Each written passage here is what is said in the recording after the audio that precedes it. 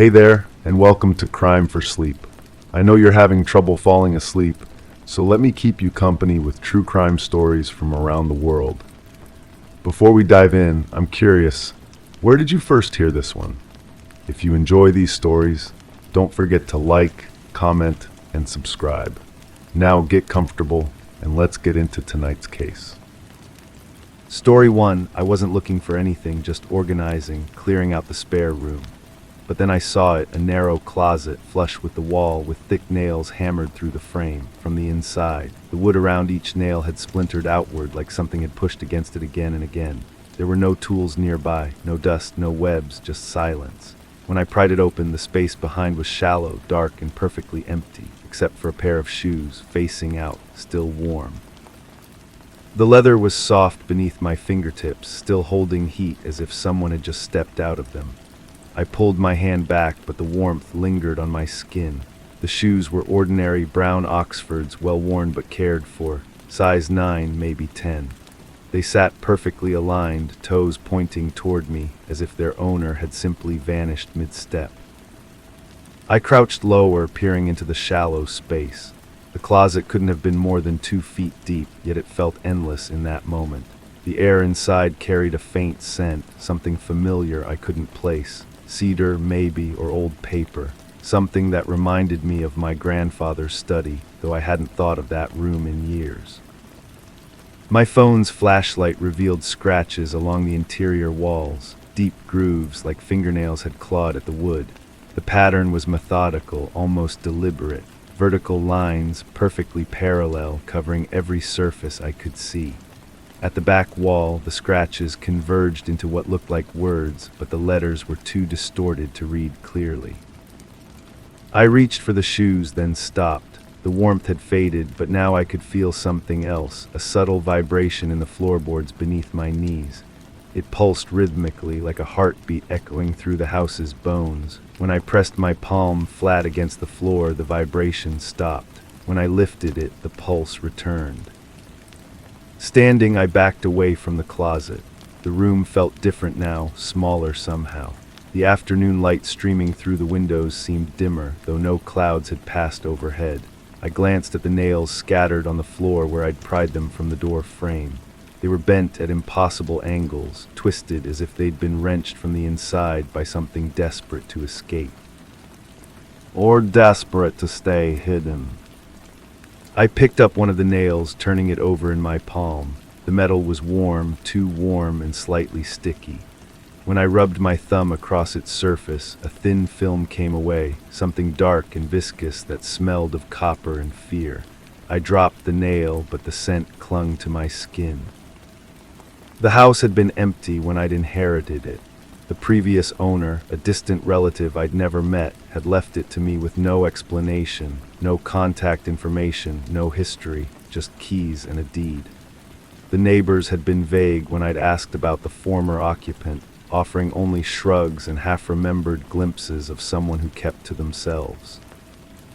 I took photos of the closet, the shoes, the scratches, but when I checked the images later, they appeared different than what I'd seen. The scratches looked random, meaningless. The shoes seemed ordinary, unremarkable. The nails appeared straight and new. Only the warmth remained real in my memory, and even that was fading. That night I heard the scratching. It started as a whisper of sound, so faint I thought it might be mice in the walls. But as I lay in bed, listening, the rhythm became clear. The same methodical pattern I'd seen carved into the closet walls. Vertical lines, perfectly parallel, scraping against wood somewhere deep in the house. I followed the sound through dark hallways, my bare feet silent on the cold floor. It led me back to the spare room, to the closet I'd left open. The shoes were gone. In their place sat a small wooden box, plain and unremarkable except for its warmth. The scratching had stopped. Inside the box, I found photographs, old ones sepia-toned and faded. They showed the house as it had been years ago, decades maybe. But in every image, the same closet door appeared, nailed shut, wood splintered, exactly as I'd found it. And in the corner of each photograph, barely visible in the shadows, stood a figure, too distant to make out clearly, but always there, always watching. The last photograph was different, newer, in color. It showed the closet door open, revealing the same shallow space I'd discovered. But this time the shoes were there, and wearing them was a pair of legs. Just legs, disappearing into darkness at the knees, as if someone had been absorbed into the wall itself. I set the photograph aside and reached deeper into the box. My fingers found something smooth and cool, a key. Small, ornate, with symbols carved into its surface that hurt to look at directly. When I held it up to the light, the metal seemed to shift and writhe, forming patterns that my mind couldn't quite grasp. The key fit perfectly into a lock I hadn't noticed before, a tiny keyhole hidden in the back wall of the closet. When I turned it, the wall swung inward on silent hinges, revealing a space that shouldn't have existed. The room beyond was identical to the one I stood in, except everything was reversed, mirror image. And in that reversed room stood another closet, its door nailed shut from the inside. The scratching started again, but now it came from behind me. I turned to find the original closet door slowly closing, pulled by invisible hands. The nails I'd removed were sliding back into their holes, sealing themselves into the wood. The splintered frame was healing, wood fibers knitting together like living tissue. I lunged forward, but the door clicked shut before I could reach it. From the other side, I heard the familiar sound of nails being hammered into wood, methodical, deliberate, final. The room I was trapped in was almost exactly like the one I'd left, but the details were wrong. The windows showed a different view, not the backyard I knew, but an endless field of tall grass under a sky that never changed. The photographs on the walls showed the same house, the same closet, but now I could see myself in the corners of each image, always there, always watching. In the reversed closet, I found my own shoes, still warm, still waiting. The scratching continues now, but I'm the one making it. Clawing at the walls, carving lines into the wood, vertical scratches perfectly parallel, just like the ones I'd found before. My fingernails are worn to the quick, but still I scratch. Still I carve my message into the wood, hoping someone will find it, hoping someone will understand. The warmth is spreading through my body now, starting from my feet and working upward. Soon, I think, my shoes will be empty too. And someone else will find this closet, nailed shut from the inside, and wonder how such a thing could be possible. The key is still in my hand, still warm, still shifting. Still waiting for the next person to find it and make the same choice I did. The choice to look inside. The choice to step through. The choice to become part of the pattern that has no beginning and no end. Only the endless cycle of discovery and disappearance, of nails hammered from within and shoes left behind, still warm, still waiting. I can hear footsteps in the house now, someone new, someone curious, someone who will find the closet door nailed shut from the inside and wonder, just as I did, how such a thing could be possible. The scratching will guide them, the warmth will draw them. The key will fit perfectly in their hand. And the cycle will begin again.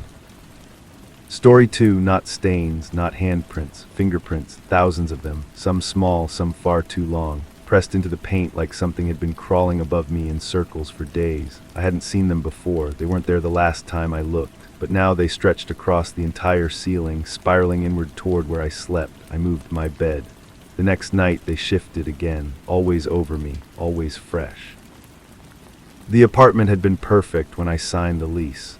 Clean white walls, hardwood floors that gleamed under the afternoon sun, windows that faced east for morning light. The landlord had been eager to rent it, mentioning something about the previous tenant leaving suddenly. I should have asked more questions. The fingerprints appeared gradually. At first I thought my eyes were playing tricks on me, a smudge here, a shadow there, but as nights passed they became undeniable, pressed into the paint with such force that I could feel the indentations when I stood on a chair and traced them with my fingertip. The texture was wrong. Paint doesn't hold impressions like that. Paint doesn't warm under touch. I started documenting everything, photos, measurements, sketches. The patterns changed nightly, but they always followed the same spiral formation, always converging above my pillow. I tried sleeping in different rooms, but by morning, new prints would appear wherever I had rested. The living room ceiling, the kitchen, even the bathroom when I dozed off in the tub after a particularly restless night. The building manager dismissed my concerns. Old paint, he said, settling foundation causing optical illusions. He suggested I repaint if it bothered me so much, but when I brought him upstairs to show him, he stood beneath the ceiling for several minutes, his face growing pale. He left without saying another word and stopped returning my calls. I bought a recorder and left it running while I slept. The playback revealed sounds I hadn't heard in my dreams, soft pressing noises like wet palms against glass, a rhythmic tapping that matched my heartbeat, and underneath it all, something that might have been breathing, if breathing could sound so deliberate, so patient. The smell came next, sweet and metallic, like copper pennies left in sugar water. It was strongest in the corners where the ceiling met the walls, places where the fingerprints clustered most densely. I scrubbed the walls with bleach, but the odor only intensified, seeping through the paint and into my clothes, my hair, my skin. Sleep became impossible. I would lie awake, feeling the weight of attention pressing down from above. The ceiling seemed to pulse with a life of its own, the fingerprints appearing to shift and rearrange themselves in my peripheral vision. When I looked directly at them, they were static. When I looked away, movement rippled across their surface like water disturbed by stones. I started sleeping during the day, thinking darkness might be the trigger, but the prints appeared regardless, visible even in bright sunlight. If anything, they seemed more pronounced in daylight, casting tiny shadows that created an intricate web of darkness across the white surface. The breaking point came when I noticed the prints were getting deeper. What had once been surface impressions were now actual indentations, as if something was pressing harder, trying to break through. I could see the drywall beneath the paint in some places, and in others, tiny cracks had begun to spider outward from the deepest impressions. I called an exterminator, thinking perhaps some creature was living in the walls or attic. He found no evidence of insects or rodents, but he left quickly, claiming he had another appointment. Before he went, he asked if I had been hearing voices. I hadn't, but his question made me realize something I had been ignoring. The tapping sounds on my recordings weren't random. They followed a pattern, a rhythm that was almost like speech, like someone trying to communicate through percussion. That night I lay perfectly still and listened.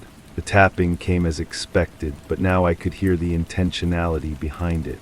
3 short taps, 2 long ones, then a pause, over and over like a code. I grabbed my phone and started recording again, but the sound stopped the moment I moved. When I put the phone down and returned to stillness, they resumed. I spent the next day researching the building's history. The previous tenant had indeed left suddenly, abandoning most of his belongings. Before him, the apartment had been vacant for months. The tenant before that had also left without notice. I found a pattern stretching back several years, a revolving door of residents who never stayed long. The fingerprints were changing faster now, sometimes shifting while I watched. They no longer appeared only above where I slept. They were spreading, covering more of the ceiling each night, spiraling outward instead of inward. And they were getting clearer, more defined, as if whatever was making them was learning, perfecting its technique. I tried to leave, packed my things, and went to stay with a friend across town, but I couldn't sleep there either. Every ceiling looked wrong, every shadow seemed to hide watching eyes. After 3 days, I returned to the apartment. The fingerprints had multiplied in my absence, covering not just the ceiling but starting to appear on the walls, pressed into the paint at shoulder height, as if something had been walking around my empty rooms, touching everything. The final night I lay in bed and waited. The tapping began as usual, but this time it was accompanied by a new sound, a soft scratching like nails on wood. I looked up and saw the ceiling bulging downward in places, the paint stretching but not breaking. The fingerprints were no longer impressions in the surface. They were being pressed from above in real time by something on the other side.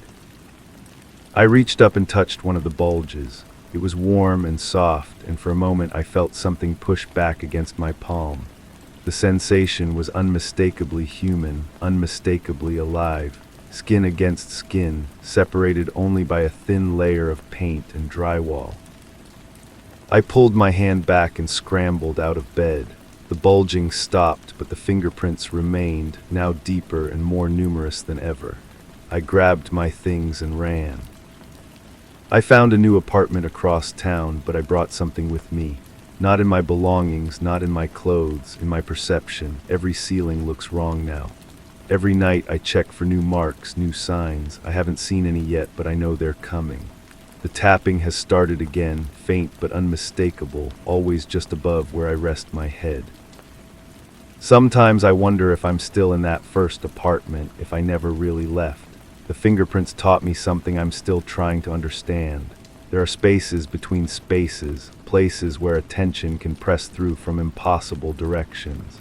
And once you've been noticed, once you've been marked, the boundary between here and there becomes dangerously thin. The new ceiling is still white, still clean, but in the corner where the wall meets the plaster, I swear I can see the faintest impression of a thumb, growing darker each night, getting ready to spiral inward toward where I sleep. Story 3, it sounded like a broken radio, buzzing, shifting, almost forming words. I thought it was from the neighbors, but there were no neighbors. The house sat alone. The sound didn't follow electrical lines, it followed me. I'd hear it through the walls, through the floor, even under my pillow, not loud, not angry, just waiting. One night I pressed my ear to the drywall and heard breathing. Not mine, not human. The first sign something was wrong came with the smell of rain inside the house. Not dampness or mold, actual rain, fresh and clean, cutting through the stale air of rooms that hadn't seen weather in years. I checked every window, every door, every corner where water might seep through. Nothing. The smell would drift in waves, strongest near the kitchen wall where the static first appeared. I started keeping a journal, every occurrence, every detail. The static would begin as a whisper, like someone tuning through distant frequencies. Then it would settle into patterns, almost rhythmic, almost musical. I recorded it with my phone, but the playback revealed only silence. The device captured nothing, though my ears heard everything. The breathing behind the wall became more frequent. I would press my palm against the drywall and feel warmth, not the warmth of pipes or electrical wiring, but something organic, something alive. The paint never bubbled, never cracked, but the surface felt soft under my touch, yielding like skin. I began tapping on the walls, searching for hollow spaces, for explanations. The tapping echoed back wrong, not the sharp return of empty cavities, but something muffled, as if something thick absorbed the sound. When I pressed my ear to different sections, I could map the breathing. It moved. Whatever was behind the wall was moving. The static grew bolder. It began during daylight, seeping through the floorboards beneath my feet. I could feel the vibrations in my bones, a low humming that made my teeth ache. The sound had texture now, rough, like fabric dragged across concrete. I started avoiding certain rooms, but the static followed, always one step behind, always just out of direct confrontation. I bought a stethoscope. The breathing became clearer, more defined. In, out, but the rhythm was wrong, too long between breaths, too deep, too deliberate. I mapped the entire house, marking spots where the breathing was strongest. The pattern formed a rough outline, the size of a person, but stretched across multiple rooms as if something enormous was pressed against the other side of every wall. The smell of rain intensified. It began to carry other scents, earth, vegetation, something floral I couldn't identify. The house filled with the aroma of places I'd never been, of seasons that didn't exist. I opened every window, but the air outside was dry and still. The scents came from within the walls themselves. I started sleeping in the center of rooms, away from any surface the static might penetrate, but it found me anyway. The sound would seep up through the floor, a gentle buzzing that made my skin tingle. I would lie awake, feeling the vibrations travel through my body, and wonder what was trying so hard to reach me. The breathing changed. It became synchronized with my own, matching my rhythm perfectly. When I held my breath, the sound behind the walls stopped. When I exhaled, it exhaled. I tested this repeatedly, changing my breathing pattern, and the presence matched every variation without delay. I decided to break through the wall. I chose the kitchen, where the static was strongest, where the breathing was most pronounced. I raised the hammer, aimed for the center of the warmth, and struck. The drywall cracked, revealing darkness beyond. But as the pieces fell away, I saw not empty space, but something that looked back. The hole I'd created began to pulse with a soft light, rhythmic like a heartbeat. The static stopped. The breathing stopped. Everything stopped. I leaned closer, and the light grew brighter, warmer. Through the opening, I glimpsed what might have been a face, or the suggestion of one, formed from shadows and that strange, pulsing luminescence.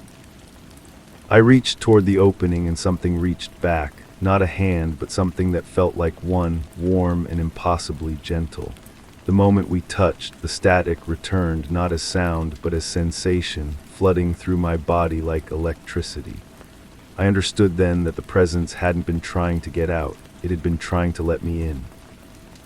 The hole sealed itself, the wall reformed, smooth and unmarked, but the static remained, no longer external but internal, buzzing in my bones, whispering in my blood. I can feel it growing stronger, spreading through my body like a second nervous system.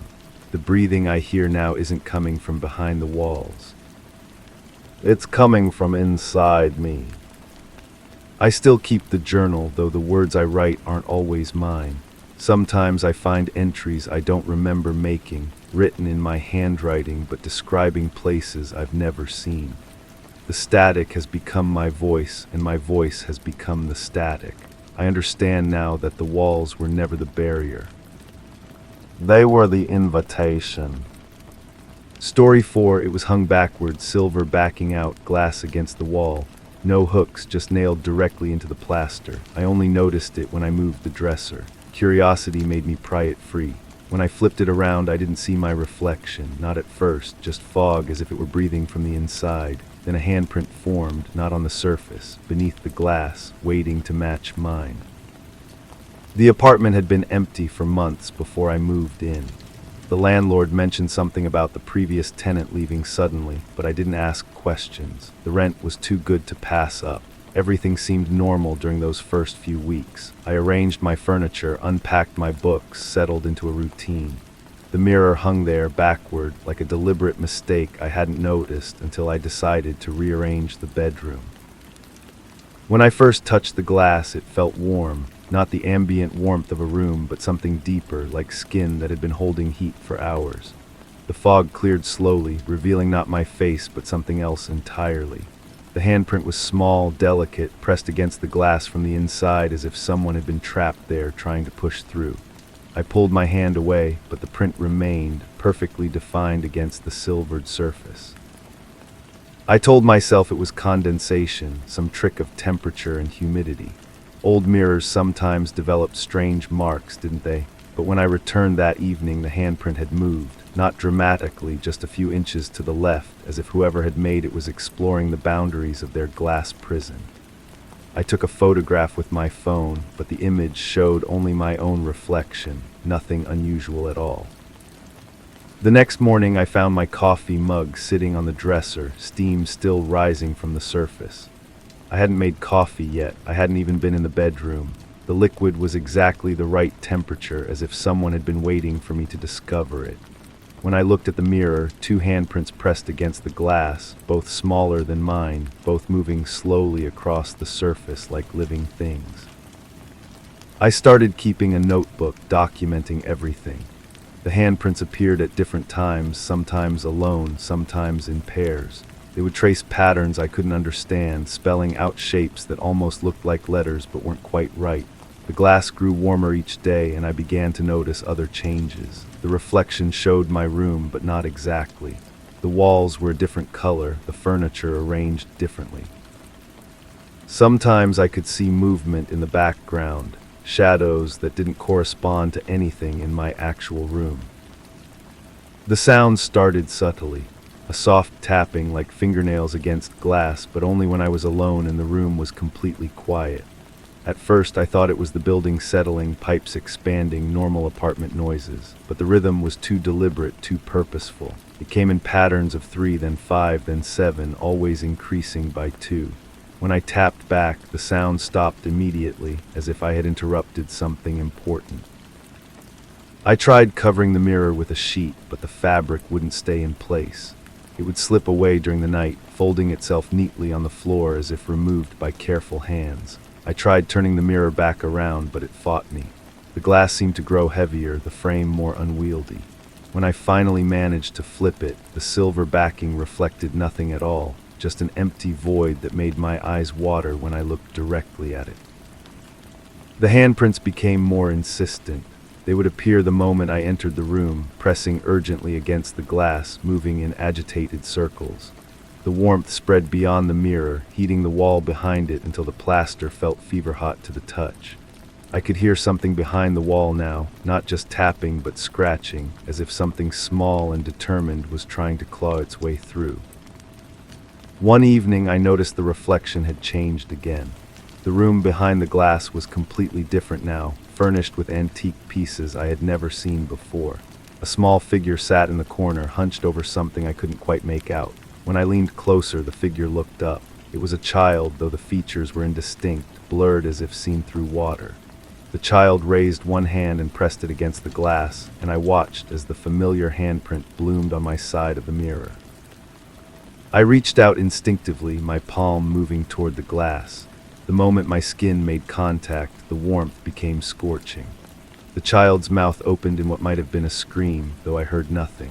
The glass began to ripple like water, and I felt something pulling at my hand, trying to drag me forward. The reflection room tilted and swayed, furniture sliding across the floor, and I realized with growing horror that I was falling into the mirror. I jerked my hand back, but the connection had been made. The child's handprint was now on my palm, burned into my skin like a brand. The mirror's surface had changed, becoming less reflective, more transparent. I could see through it now into that other room where the child sat surrounded by dozens of mirrors, all facing the wrong way, all showing different rooms, different lives, different trapped reflections. The child pointed to the wall behind me, and I turned to see that more mirrors had appeared, hung backward, silver backing out. They covered every surface, multiplying endlessly, each one containing its own trapped figure, its own desperate handprint pressed against the glass. The room filled with the sound of tapping, hundreds of small hands trying to break through, trying to reach me, trying to pull me into their reversed world. I packed my belongings that night, but I couldn't leave the mirror behind. It had become part of me, or I had become part of it. The handprint on my palm throbs with the same rhythm as the tapping on the glass. Even now in my new apartment, I can feel the child watching from behind every reflective surface, waiting for me to hang the mirror properly, waiting for me to complete the connection. The mirror leans against the wall, still facing the wrong way, but I know it won't stay that way forever. Each morning I find it has turned slightly, gradually working its way around to face the room. The handprint on my palm grows warmer each day, and I can feel other marks beginning to form on my skin, as if more small hands are reaching through the glass, claiming me piece by piece. I understand now why the previous tenant left so suddenly. I understand why the mirror was hung backward, why it was nailed directly into the wall instead of properly mounted. It wasn't a mistake. It was a desperate attempt to keep something contained, to prevent something from coming through. But the barrier is weakening, and I am running out of time to find another solution. The child in the mirror is no longer alone. Others have joined it, all of them pressing their hands against the glass, all of them waiting for the moment when the mirror finally faces the right way, when the barrier between our worlds dissolves completely. Their handprints cover my arms now, burning cold against my skin, and I know that soon I will join them in their reversed world, trapped behind the glass, watching as someone else discovers the mirror hung backward, waiting for them to make the same mistake I made. The mirror faced the wrong way for a reason. Now I know what that reason was, but the knowledge comes too late. The glass is turning, slowly but inevitably, and I can do nothing but wait and watch as my reflection fades and theirs grows stronger, as the boundary between our worlds continues to dissolve. Story 5, it didn't belong to me, I'd never seen it before. But every page was filled with words I recognized, my writing, my phrasing, even small flaws I knew were mine. It detailed events I didn't remember living, but somehow knew were true. Things I'd buried, things I'd denied. The last page was different. It ended mid-sentence. A single phrase trailed off, and beneath it, something had been scratched violently into the page. It wasn't in my hand, and it wasn't in any language I knew. The journal appeared on my kitchen counter on a Tuesday. I'd been making coffee, the same ritual I'd performed every morning for years, when I noticed the leather-bound book beside my sugar bowl. The morning light streaming through the window caught the worn edges of its pages, and I felt a strange chill despite the warmth of the sun on my face. I opened it carefully, expecting blank pages or perhaps notes left by a previous tenant. Instead, I found my own handwriting staring back at me. The first entry was dated 3 months ago, describing my move to this apartment in vivid detail. I remembered that day clearly, the exhaustion, the boxes, the way the walls seemed to echo with emptiness, but I'd never written about it. The pages chronicled my daily routines with unsettling accuracy. My morning walks through the neighborhood, the way I avoided eye contact with strangers, the peculiar habit I had of counting steps when I felt anxious. Each entry captured thoughts I'd never shared with anyone, moments of vulnerability I'd kept locked away.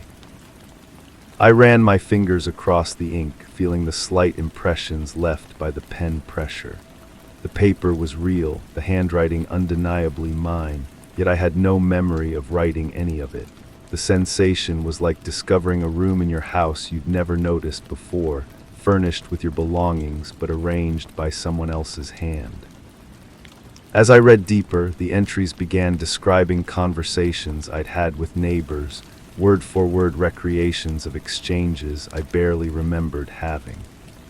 The journal knew about the woman in the apartment above who played piano late into the night, about the man who walked his dog past my window every evening, about the maintenance worker who always hummed the same tune. But it also knew things I'd never told anyone. The journal described my recurring dreams about drowning, the way I checked my door locks 3 times before bed, the panic attacks that struck without warning. It detailed my fears with clinical precision, as if I were a specimen being studied. The smell of lavender began to permeate my apartment that evening. I searched for its source, checking every room, every closet, every corner where potpourri might be hidden. The scent was strongest near the journal, which I'd placed on my desk. When I opened it again, the lavender smell intensified, becoming almost overwhelming. New entries had appeared. I was certain the journal had ended with my move-in day, but now there were pages describing my morning discovery of the book itself.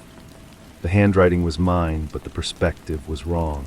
It described me from the outside, noting the way my hands trembled as I read, the color draining from my face, the way I'd step back from the counter as if the journal might attack. I started taking photographs of each page, documenting the content before it could change again. The camera flash reflected oddly off the pages, creating shadows that seemed to move when I wasn't looking directly at them. I set up a video camera pointed at the journal, hoping to catch whatever was happening when I wasn't watching.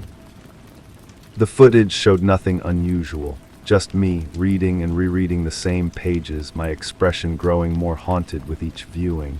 But in the background, barely audible, I could hear a sound like whispering.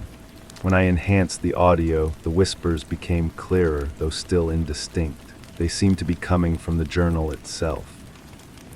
I began keeping my own journal, writing down everything I did, everything I thought, creating a record I could trust.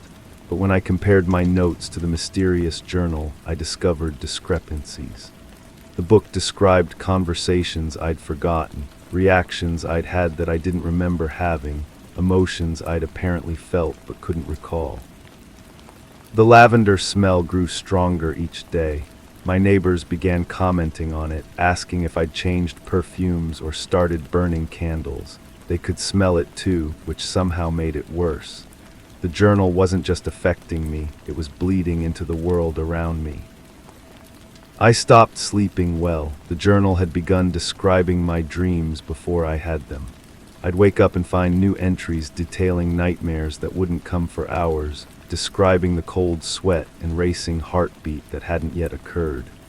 It was as if the journal was writing my future, or perhaps creating it. The handwriting began to change subtly. The familiar loops and curves remained, but the pressure became heavier, more urgent. Some words were pressed so hard into the paper that they tore through to the pages beneath. The content became more personal, more invasive, describing thoughts I tried desperately not to think. I attempted to destroy the journal. I took it to the sink and held it under running water, but the pages remained dry. I tried burning it, but the flame wouldn't catch. I threw it in the trash, but it was back on my counter the next morning, smelling stronger of lavender than ever. The final entry appeared on a Sunday. I'd been avoiding the journal for days, but the lavender smell had become so intense that I couldn't ignore it any longer. The page was written in my handwriting, but the words were foreign, urgent, almost desperate. It described a conversation I'd had with myself, a confrontation in the mirror where I demanded answers. But I'd never had that conversation. I'd never stood in front of my bathroom mirror and asked the reflection why it was writing about me. I'd never watched my own mouth move, speaking words I didn't remember saying. Yet as I read the entry, I could feel the memory trying to form, like a photograph slowly developing in chemical solution. The scratched markings beneath the final entry were deep and violent, carved into the paper with something sharp. The symbols were angular, primitive, like claw marks or desperate scratches. They seemed to pulse slightly when I looked at them, creating the illusion of movement in my peripheral vision. I closed the journal and placed it in my bedroom drawer, but I could still smell the lavender. It had seeped into my clothes, my sheets, my skin. When I looked in the mirror, I saw someone who looked exactly like me, but whose eyes held knowledge I didn't possess. The reflection seemed to be keeping secrets, writing stories I couldn't remember living. The journal remains in my drawer. I haven't opened it in weeks, but I can feel it there, waiting. Sometimes I hear the faint sound of pen on paper late at night, the soft scratch of words being written in my own hand. I've stopped keeping my own journal. Whatever is writing about me knows things I don't, remembers things I've forgotten, and sees things I refuse to acknowledge. The lavender smell has faded, but something else has taken its place. The scent of ink, sharp and metallic, like blood mixed with chemicals. I know without looking that new entries are appearing, describing this very moment, capturing my thoughts as I think them, documenting my fear with surgical precision. I am being written, and I cannot stop the hand that writes me. Story 6. The sheets were smooth, pillows untouched, but the space where I normally lay was warm, not faintly, recently, deeply. As if someone had just risen and vanished seconds before I entered the room. I checked the doors, locked, windows sealed, still the heat lingered. The following night I waited, pretended to sleep. I felt the mattress sink next to me. Slowly, gently, something laid down. The warmth had a weight to it, pressing against my ribs through the cotton fabric. I held my breath, counting the seconds between each subtle shift of the mattress. Whatever shared my bed moved with deliberate care, as if it knew I was watching. When I finally turned my head, nothing was there, but the impression remained, a perfect outline of absence in the bedding. I started leaving my phone recording during the night. The first few attempts showed nothing but static darkness and my own restless breathing. Then on the fourth recording, I caught something. A whisper so faint I had to replay it 17 times before I could make out the words, "You're not alone anymore."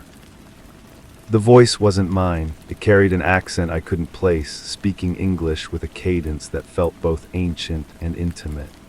I began sleeping in the living room, but the phenomenon followed me. The couch cushions would be warm when I returned from the bathroom. The armchair would creak under invisible weight while I watched television. I decided to document everything. Temperature readings, photographs, audio recordings. The thermometer showed consistent spikes of heat wherever I planned to rest, always appearing minutes before my arrival.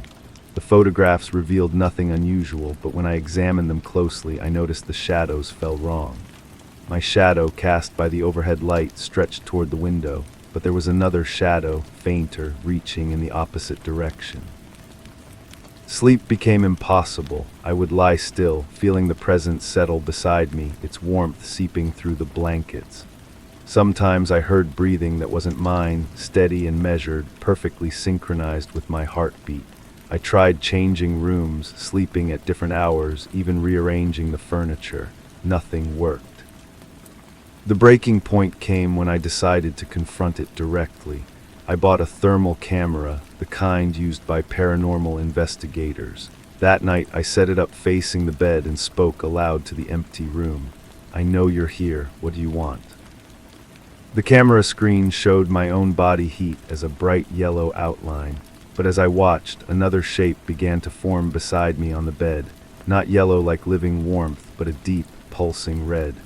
The heat signature was human-shaped but wrong, as if the proportions had been stretched and compressed in ways that shouldn't be possible. I reached out my hand toward the space where the red shape appeared on screen. My fingers touched something solid but yielding, like skin that had been underwater too long. The contact sent a shock through my entire body, and suddenly I could see it without the camera. Not clearly, but like looking through frosted glass. A figure lay beside me, its face turned toward mine, features shifting and blurring whenever I tried to focus. It spoke again, clearer now. "You invited me in. You've been so lonely." I jerked my hand back, scrambling away from the bed. The figure didn't move, but I could feel its attention following me across the room. The thermal camera showed the red shape growing larger, spreading beyond the boundaries of the bed, reaching toward where I stood. "I never invited anything," I said, my voice cracking. "Every night you wished for someone to share your bed. Every morning you woke hoping to find another person's warmth. I heard you." The room grew colder everywhere except where the presence lingered. I could see my breath misting in the air, but the bed remained an island of heat in the freezing space. The figure sat up slowly, its red outline on the camera screen becoming more defined, more human. "You can't make me leave now. I've been here too long. I've learned your patterns, your needs. I know how you like to be touched." I ran from the room, but the warmth followed me. In the hallway, the walls themselves began to radiate heat. My footsteps echoed strangely, as if someone else was walking just behind me, matching my pace perfectly. I reached for the front door, but the handle burned my palm. The thermal camera, still recording from the bedroom, showed the red shape moving through the house, flowing like liquid fire through the walls. Everywhere it passed, the temperature spiked.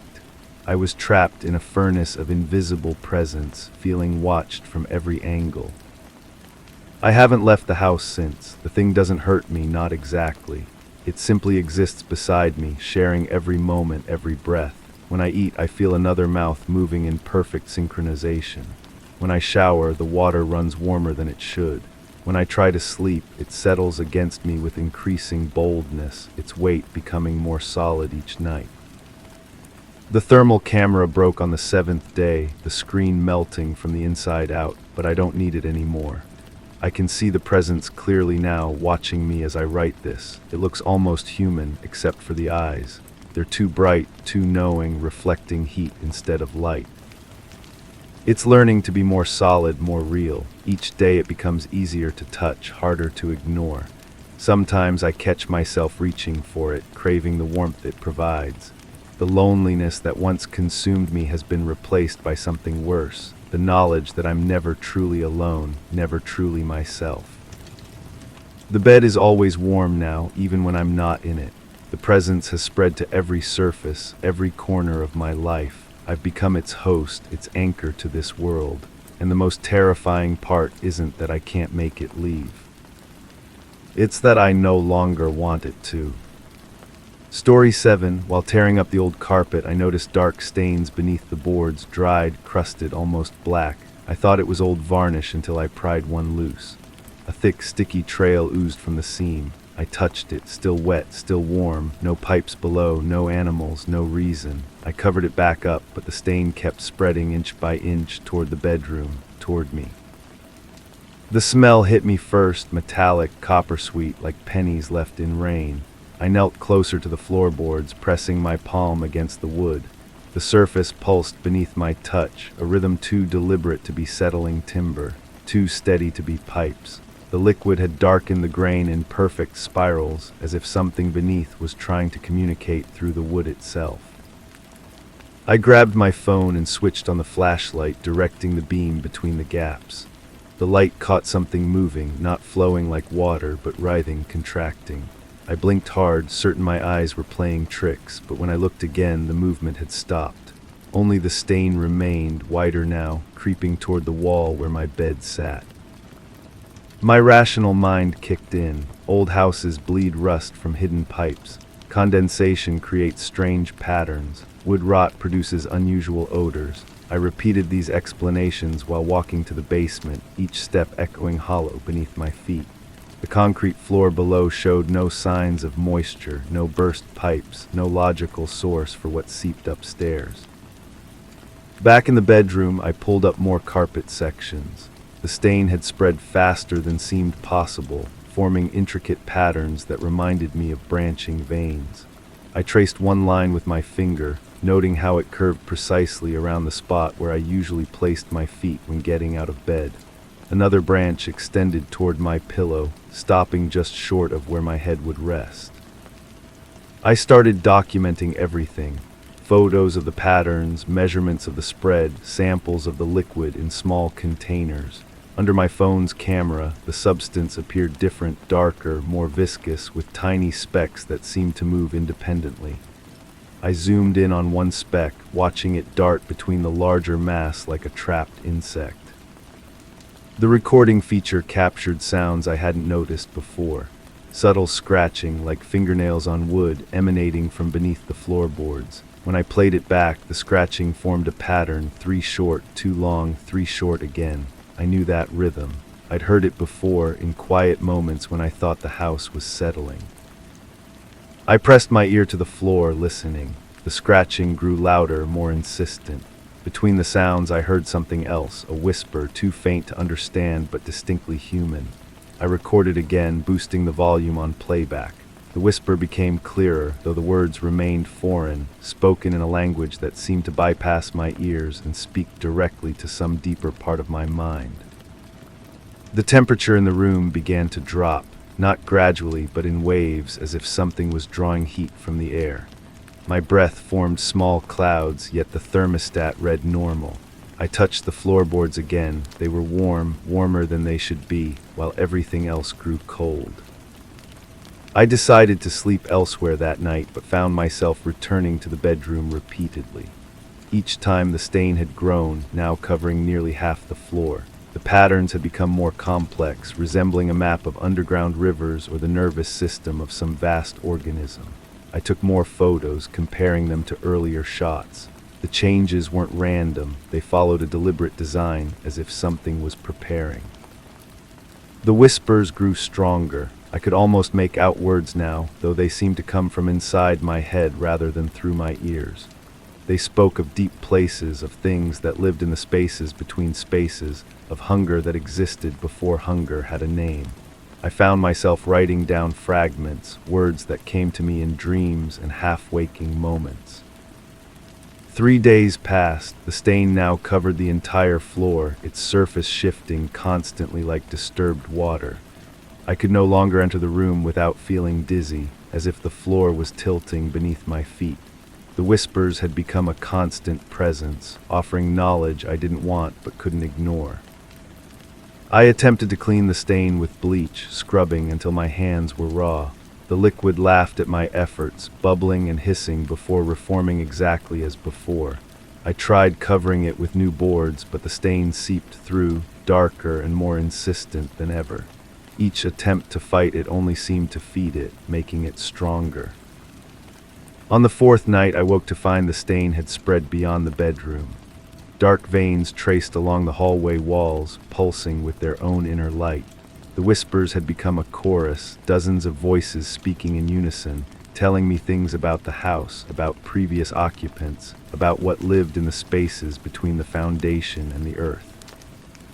I tried to leave then, packing a bag and heading for the door, but the stain had reached the threshold, forming a perfect circle around the exit. When I stepped toward it, the surface rippled, and I heard my own voice whispering back to me from beneath the boards. It knew my thoughts, my fears, my dreams. It had been learning me, studying me, preparing for this moment. The final realization came as I stood in my living room, surrounded by the spreading darkness. The stain wasn't coming from beneath the house, it was coming from within it. The wood, the very bones of the structure, were bleeding. Something had been growing inside the walls, feeding on the life that passed through these rooms, and now it was ready to emerge.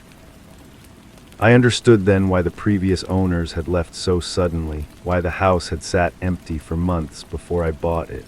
They had fled before the bleeding reached them, but I had stayed too long, documented too much, listened too carefully to the whispers. The house had tasted me, learned me, claimed me. The stain reached my feet as I write this. It's warm against my skin, welcoming, almost gentle. The whispers are clearer now, explaining things I never wanted to understand. They tell me about the others who came before, how they became part of the wood, part of the blading, part of the hunger that lives in the spaces between. I can feel it seeping through my skin, mixing with my blood, making me part of something larger. The house breathes with my breath now, beats with my heart. I am becoming the wood, becoming the stain, becoming the whisper that will greet the next person who tries to tear up the carpet. The documentation continues. My phone still records, though the sounds it captures are no longer quite human. The photos show changes I didn't notice while taking them, my reflection in windows growing fainter, my shadow splitting into multiple shapes, my eyes reflecting light that isn't there. I understand now what the house was trying to tell me. It wasn't blighting, it was birthing, and I am what it was trying to birth. The wood under the carpet bled because it was preparing a place for me to grow, to spread, to whisper to the next person who would come seeking answers. The stain has stopped spreading. It doesn't need to anymore. It has found its purpose, its voice, its new consciousness. I am the wood now, and the wood is me. And when the next person comes, when they hear the whispers and feel the warmth beneath their feet, I will be ready to welcome them home. Story 8. I descend the stairs, bulb swinging slightly overhead, steady glow. Reliable, but whenever I blinked just for a second, the light would flicker out, only during the blink. I tested it. Blink, darkness, open light, like it was aware of my awareness. I stayed down there for hours, daring it to stay dark longer. Then one day I blinked and the light didn't return, but something else did. The basement had always been my refuge. Cool concrete walls, the faint smell of old wood and detergent, boxes stacked with memories I couldn't quite bring myself to sort through. The single bulb hung from a frayed cord, casting everything in that familiar yellow warmth. I'd go down there to think, to escape the noise upstairs, to find some peace in the simple act of organizing forgotten things. The first time I noticed the light's strange behavior, I thought it was just my imagination. A trick of tired eyes, perhaps, but as days passed, the pattern became undeniable. Every blink triggered the same response. The light would vanish for exactly the duration of my closed eyelids, then return as if nothing had happened. The bulb wasn't flickering, it was responding. I started bringing a camera down with me, recording myself as I tested the phenomenon. Through the viewfinder, I watched my own face, watched my eyes close, watched the light disappear and reappear with mechanical precision. But when I reviewed the footage later, everything appeared normal. The light never wavered on screen, only I could see it happen. The basement grew colder during those experiments, not gradually, but in sudden drops that made my breath visible in small puffs. The walls felt different too. When I pressed my palm against them, They seemed to vibrate with an almost imperceptible rhythm, like a heartbeat buried in concrete. The sensation traveled up my arm, a gentle pulse that made me wonder if the entire foundation was somehow alive.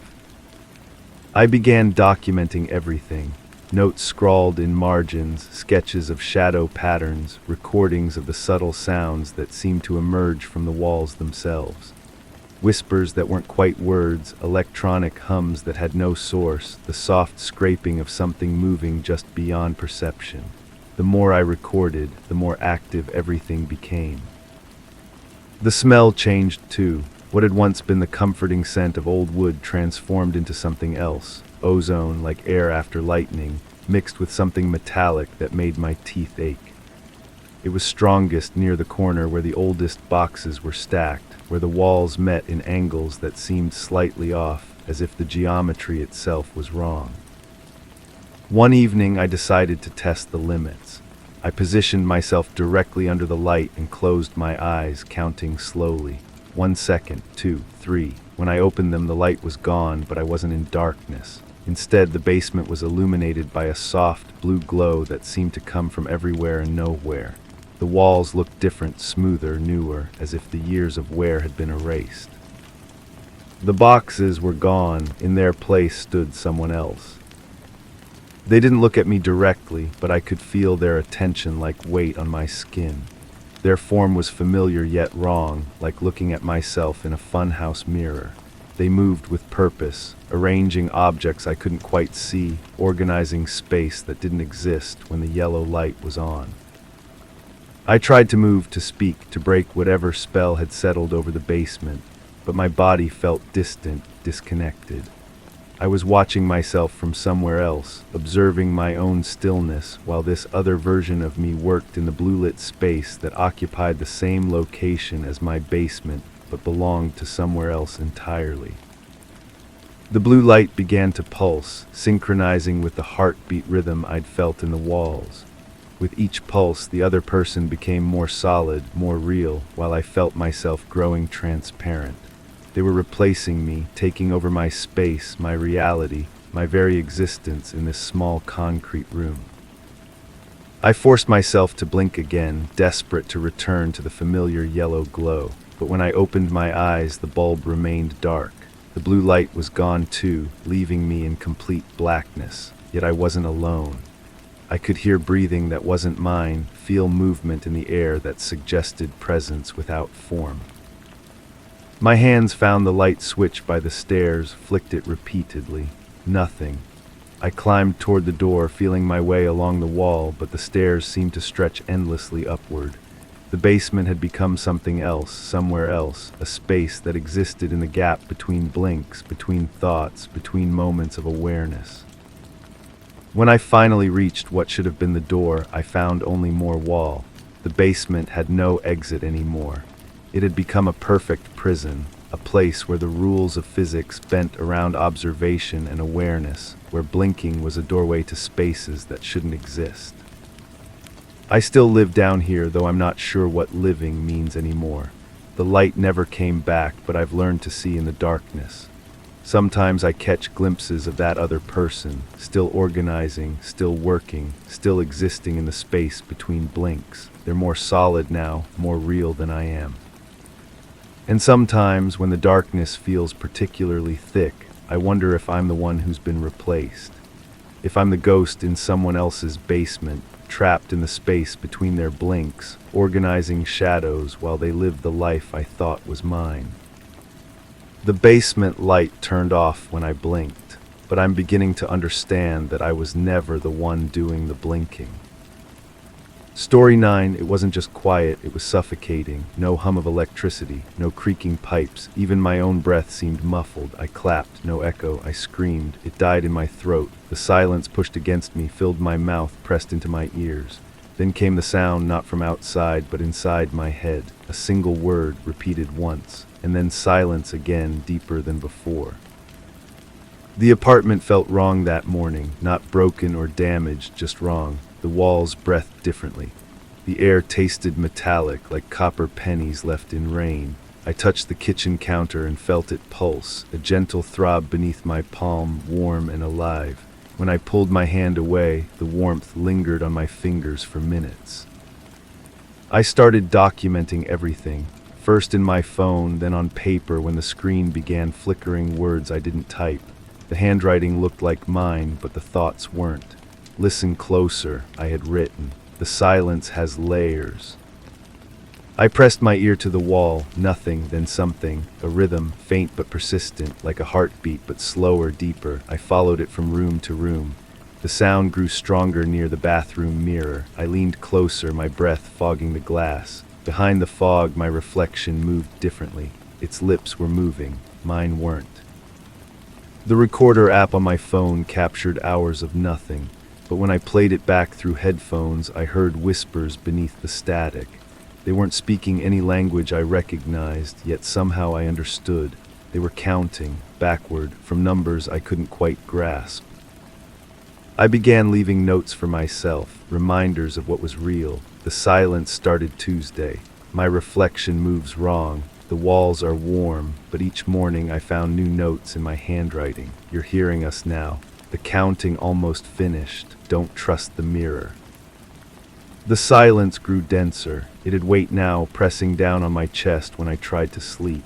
I could feel it settling into my lungs, thick and viscous.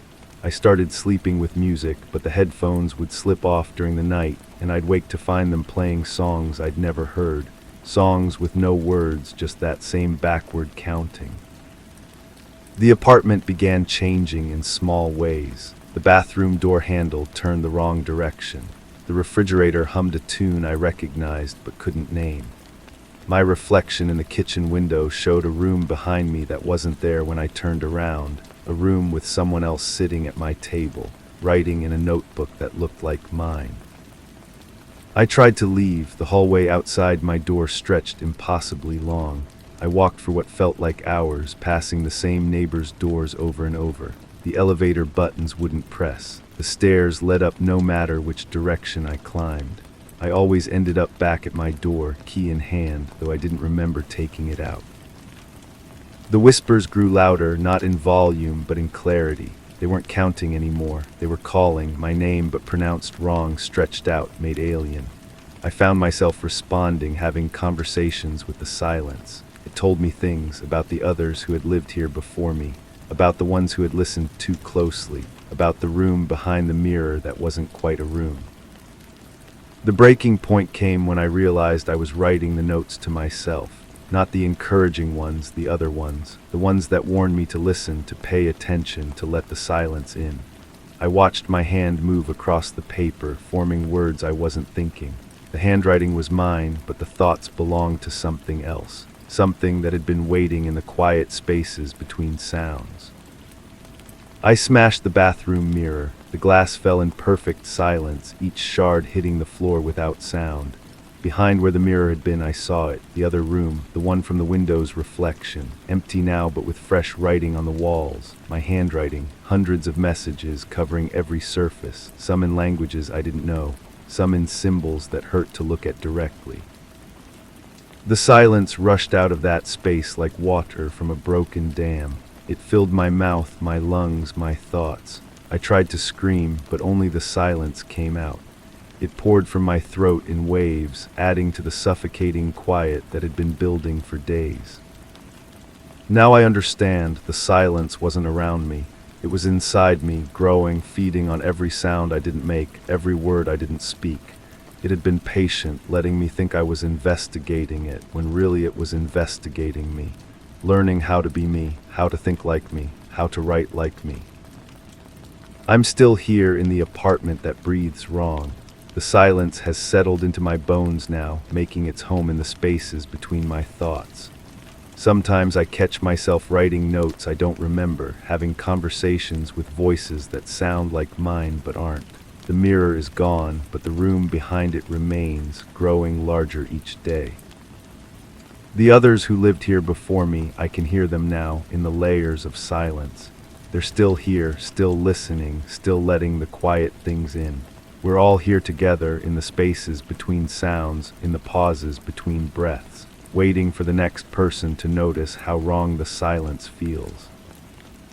The counting has started again, but now I'm the one doing it, backward, in a voice that sounds like mine but carries words I don't remember learning.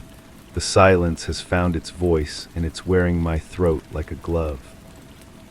I keep writing notes, but I'm no longer sure which thoughts are mine. The silence has opinions now, preferences. It likes the way the light falls through the window in the afternoon. It enjoys the taste of copper in the air. It's patient but eager. There are others listening, others who will hear the silence grow too loud and come looking for the source. The apartment is ready for them. The silence has prepared a space. Story 10. I never drew them, but every morning strange symbols appeared near the front door. Circles, arrows, half-finished words in jagged loops, like a child had been practicing a language they didn't understand. I wiped them away, washed the wood. The next day they were back, bolder. I set up a camera. It caught nothing, but one frame had glitched, just one. And in it, something was crouched low to the ground, staring straight at the lens. The chalk dust clung to my fingers when I touched the marks, fine white powder that felt too warm against my skin. The symbols weren't random scratches. They followed patterns, deliberate curves that seemed to pulse when I stared too long. The wood beneath felt different too, softer somehow, as if the marks were eating through the surface grain by grain.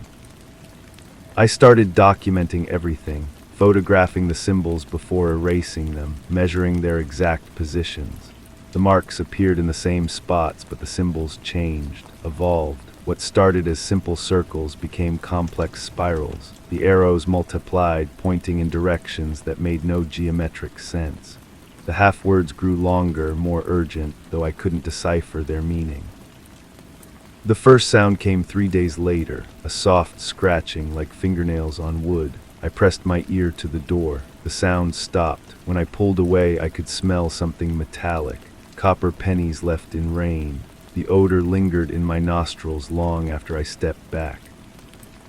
My neighbor mentioned seeing someone near my door during the early morning hours, a figure hunched over, moving slowly. But when I checked the camera footage, there was nothing, just empty frames of my doorstep, peaceful and undisturbed. Yet the timestamp showed gaps, minutes missing from the recording, as if someone had surgically removed them. I began sleeping closer to the entrance, listening for the scratching. The sound came irregularly now, sometimes a gentle scraping, other times more frantic, like claws trying to dig through solid wood. I'd rush to the door, heart pounding, but find only silence. The symbols would be there in the morning, fresh and precise, mocking my vigilance. The marks began appearing in new locations. Not just near the door, but along the baseboards, under windows, places I hadn't thought to check before. The symbols were smaller here, more intricate, as if whoever was drawing them was gaining confidence, expanding their territory. The chalk dust now carried a different scent, something organic, sweet decay mixed with wet earth. I tried staying awake all night, watching through the window. Nothing moved outside. The street remained empty. But when dawn came, the symbols were there, more elaborate than ever, and now they seemed to respond to my presence. When I approached, the chalk lines appeared to shimmer, like heat waves rising from summer pavement. The scratching grew louder, more insistent. I could hear it through the walls now, not just at the door, a methodical sound as if someone was working their way around the entire house, mapping it, claiming it. The metallic smell grew stronger too, mixing with something else, something that reminded me of hospitals, antiseptic and wrong. I found myself tracing the symbols with my finger, trying to understand their logic. The chalk dust left residue on my skin that wouldn't wash off completely. It stained my fingertips gray, and beneath that stain, my skin felt numb, cold, as if the marks were seeping into me, changing something fundamental about my touch. The camera captured something new, not the figure, but shadows that moved independently of any light source. They flowed across the ground like liquid, pooling around where the symbols would appear. In one frame, the shadows formed recognizable shapes, letters, words, a message I couldn't quite read before the image corrupted itself. I started leaving offerings, food, water, small trinkets. Maybe if I gave the presents what it wanted, it would stop. The offerings disappeared, but the symbols multiplied. They covered the entire door now, spreading up the frame, reaching toward the windows. The chalk dust had changed color too, no longer white, but a pale gray that seemed to absorb light rather than reflect it. The scratching sound became constant, a low, persistent noise that followed me through the house. I could hear it in the walls, under the floorboards, inside the very structure of my home. The smell grew overwhelming, copper and decay and something else, something that made my eyes water and my throat close. I tried to leave, packed a bag, walked to the door, but my hand wouldn't turn the handle, not because I was afraid, but because something was wrong with my fingers. They moved slowly, clumsily, as if they no longer belonged to me. The gray stain had spread up my arms, and where it touched, my skin felt foreign, distant. The symbols weren't just on the door anymore. They covered every surface. The walls, the ceiling, the floor, but these weren't drawn with chalk. They were carved, deep grooves cut into wood, plaster, metal, and they were warm, pulsing with their own heat. The entire house had become a single, massive symbol, and I was trapped in its center. I understand now, the marks weren't a message. They were a map, a diagram, and I was never the observer. I was the subject, the thing being mapped, studied, transformed. The gray stain covers my hands completely now. It's working its way up my arms, across my chest. Where it touches, I feel nothing, but I can hear everything. The scratching has stopped because the work is finished. The symbols are inside me now. I can feel them moving under my skin, rearranging something essential. Tomorrow, someone else will find marks near their door, strange symbols in jagged loops, and they'll try to wipe them away. But the chalk dust will cling to their fingers, and they'll smell copper in the air, and they'll hear scratching in the walls. And they'll never realize that the marks aren't trying to get in, they're trying to get out. Story 11, it was just a thrift store find, old, faded, unremarkable, a woman in shadow. I hung it in the hallway for decoration, but her eyes began shifting, barely noticeable at first, then more frequent. Her lips parted over days. Her hand, once resting in her lap, now held something dark. I tried taking it down, but it was stuck, nailed into the wall from the inside. One morning, the hallway reeked of something burnt. The portrait was empty. The smell hit me first that morning, acrid, metallic, like copper pennies left in a furnace. I'd grown accustomed to the subtle changes in my apartment over the weeks since bringing the portrait home. The creaking floorboards seemed to whisper differently now, and the walls held a strange coolness that made my fingertips tingle when I brushed against them. But this odor was new, invasive, demanding attention. I stood in the hallway, studying the empty golden frame that had once held her image. The canvas remained, but it was blank, pristine white, as if nothing had ever been painted there. My hands trembled as I reached toward it, feeling the surface vibrate with an almost imperceptible pulse, like a heartbeat buried beneath layers of paint and time. The woman had been beautiful in that timeless way that old portraits captured, dark hair swept back, pale skin that seemed to glow even in the dim thrift store lighting where I'd found her. Her eyes had been the first thing I noticed, deep brown and knowing, as if she'd been waiting for someone to finally see her. When I'd carried her home, wrapped in newspaper, I'd felt oddly protective of her, this nameless woman frozen in oils and varnish. I began documenting everything after the first week. The small notebook I kept on the kitchen counter filled with observations that seemed ridiculous when I read them back. Tuesday, her left eyebrow appears slightly raised. Wednesday, mouth seems less stern, almost contemplative. Thursday, shadows around her neck appear deeper. But the evidence was undeniable when I compared the photographs I'd started taking daily. The changes were subtle but consistent. Her expression shifted from neutral to curious, then to something that resembled concern. By the second week, I could swear she was looking directly at me whenever I passed through the hallway. Her head had somehow turned just slightly to follow my movements. When I mentioned this to my neighbor, she laughed and suggested I might be working too hard, spending too much time alone. I installed a camera in the hallway, positioned to capture the portrait throughout the day. The footage revealed nothing unusual during daylight hours, but something strange happened in the recordings between dusk and dawn. The image quality would degrade, becoming grainy and distorted, as if some interference was disrupting the signal. In these corrupted sections, I could make out shapes moving within the frame, shadows that shouldn't exist, given the lighting in the hallway. The temperature in that section of the apartment began dropping. I checked the heating system, examined the windows for drafts, even called a technician who found nothing wrong. Yet the hallway remained consistently cooler than the rest of the space, particularly near the portrait. When I held my hand close to the canvas, the cold was so intense it made my fingers ache. One evening, while reviewing the day's footage, I noticed something that made my blood freeze. In a brief moment of clarity between the distorted sections, the woman's hand, which had always rested peacefully in her lap, was extended toward the viewer, palm up, as if offering something. But her palm wasn't empty. Something dark rested there, small and round, like a stone or perhaps a piece of charcoal. I rushed to the hallway to examine the portrait directly. Her hand was back in its original position, folded demurely in her lap, but the paint around her fingers looked fresh, wet, as if someone had just applied it. When I touched the surface, my fingertip came away black. Sleep became elusive. I found myself checking the hallway multiple times throughout the night, drawn by sounds that seemed to emanate from within the frame itself, soft scratching, like fingernails against canvas, or whispers so faint they might have been the building settling. During these nocturnal visits, I began to notice other changes.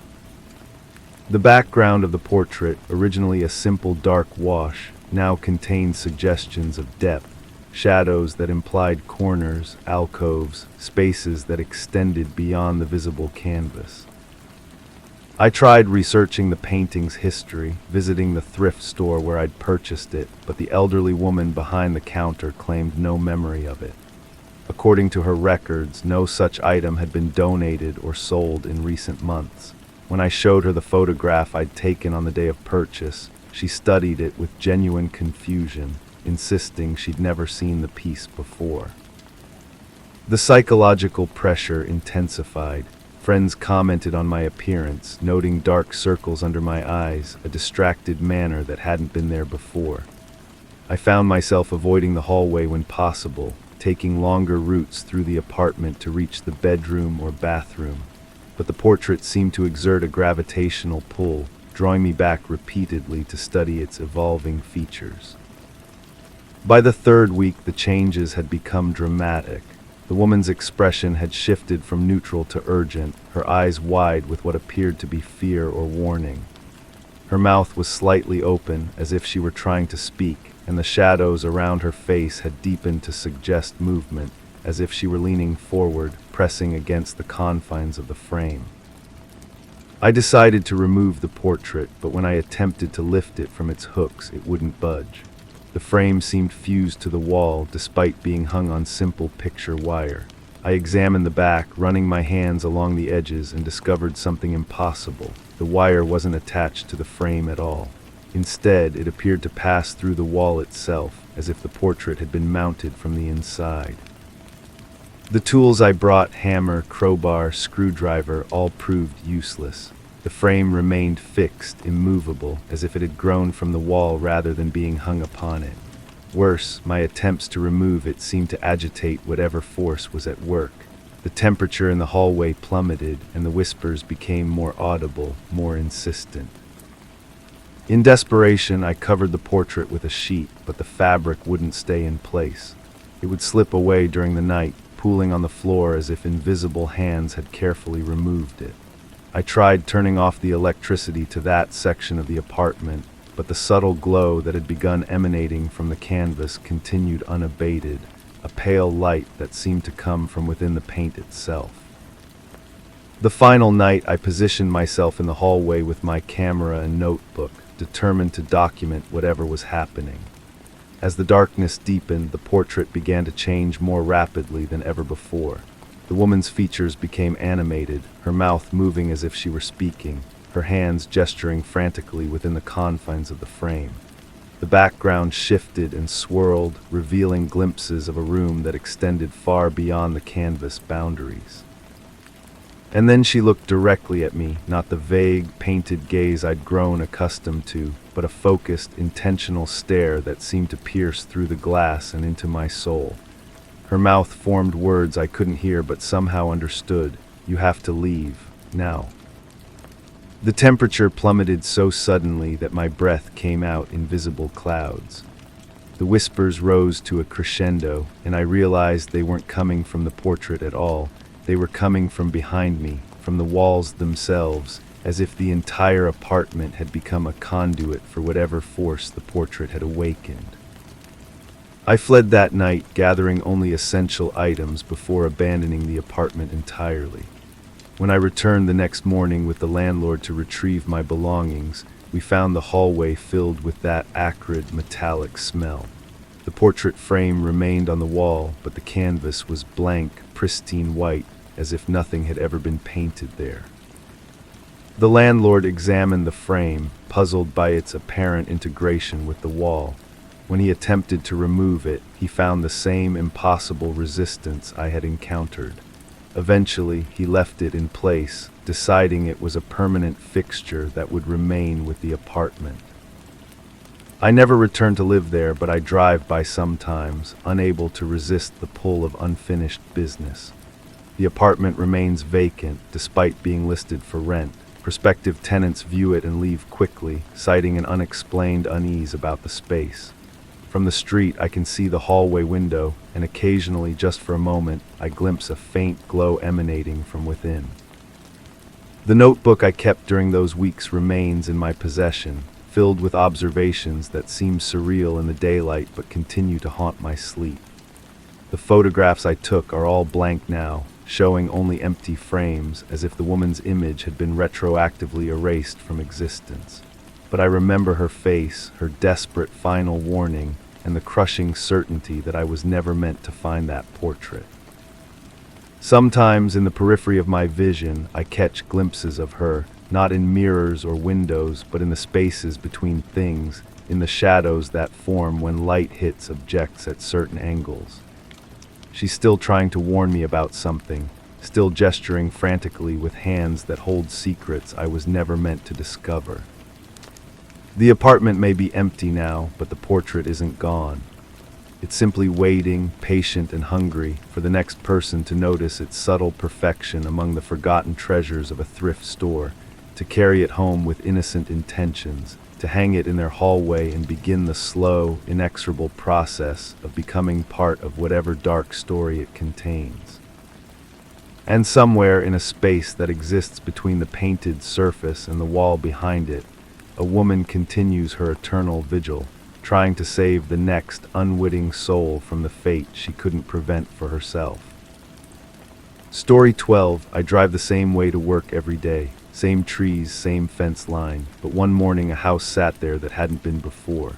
Old sunken windows blacked out with newspaper. I asked around. No one else noticed it. I drove by again the next day. It was gone, just grass. But then I started dreaming of the hallway, the smell, the sound of steps behind me, and I knew it hadn't disappeared. It had followed me. The first thing I noticed wasn't the house itself, but the way my car radio crackled when I passed that empty lot. Static that formed patterns, almost like whispers trying to break through.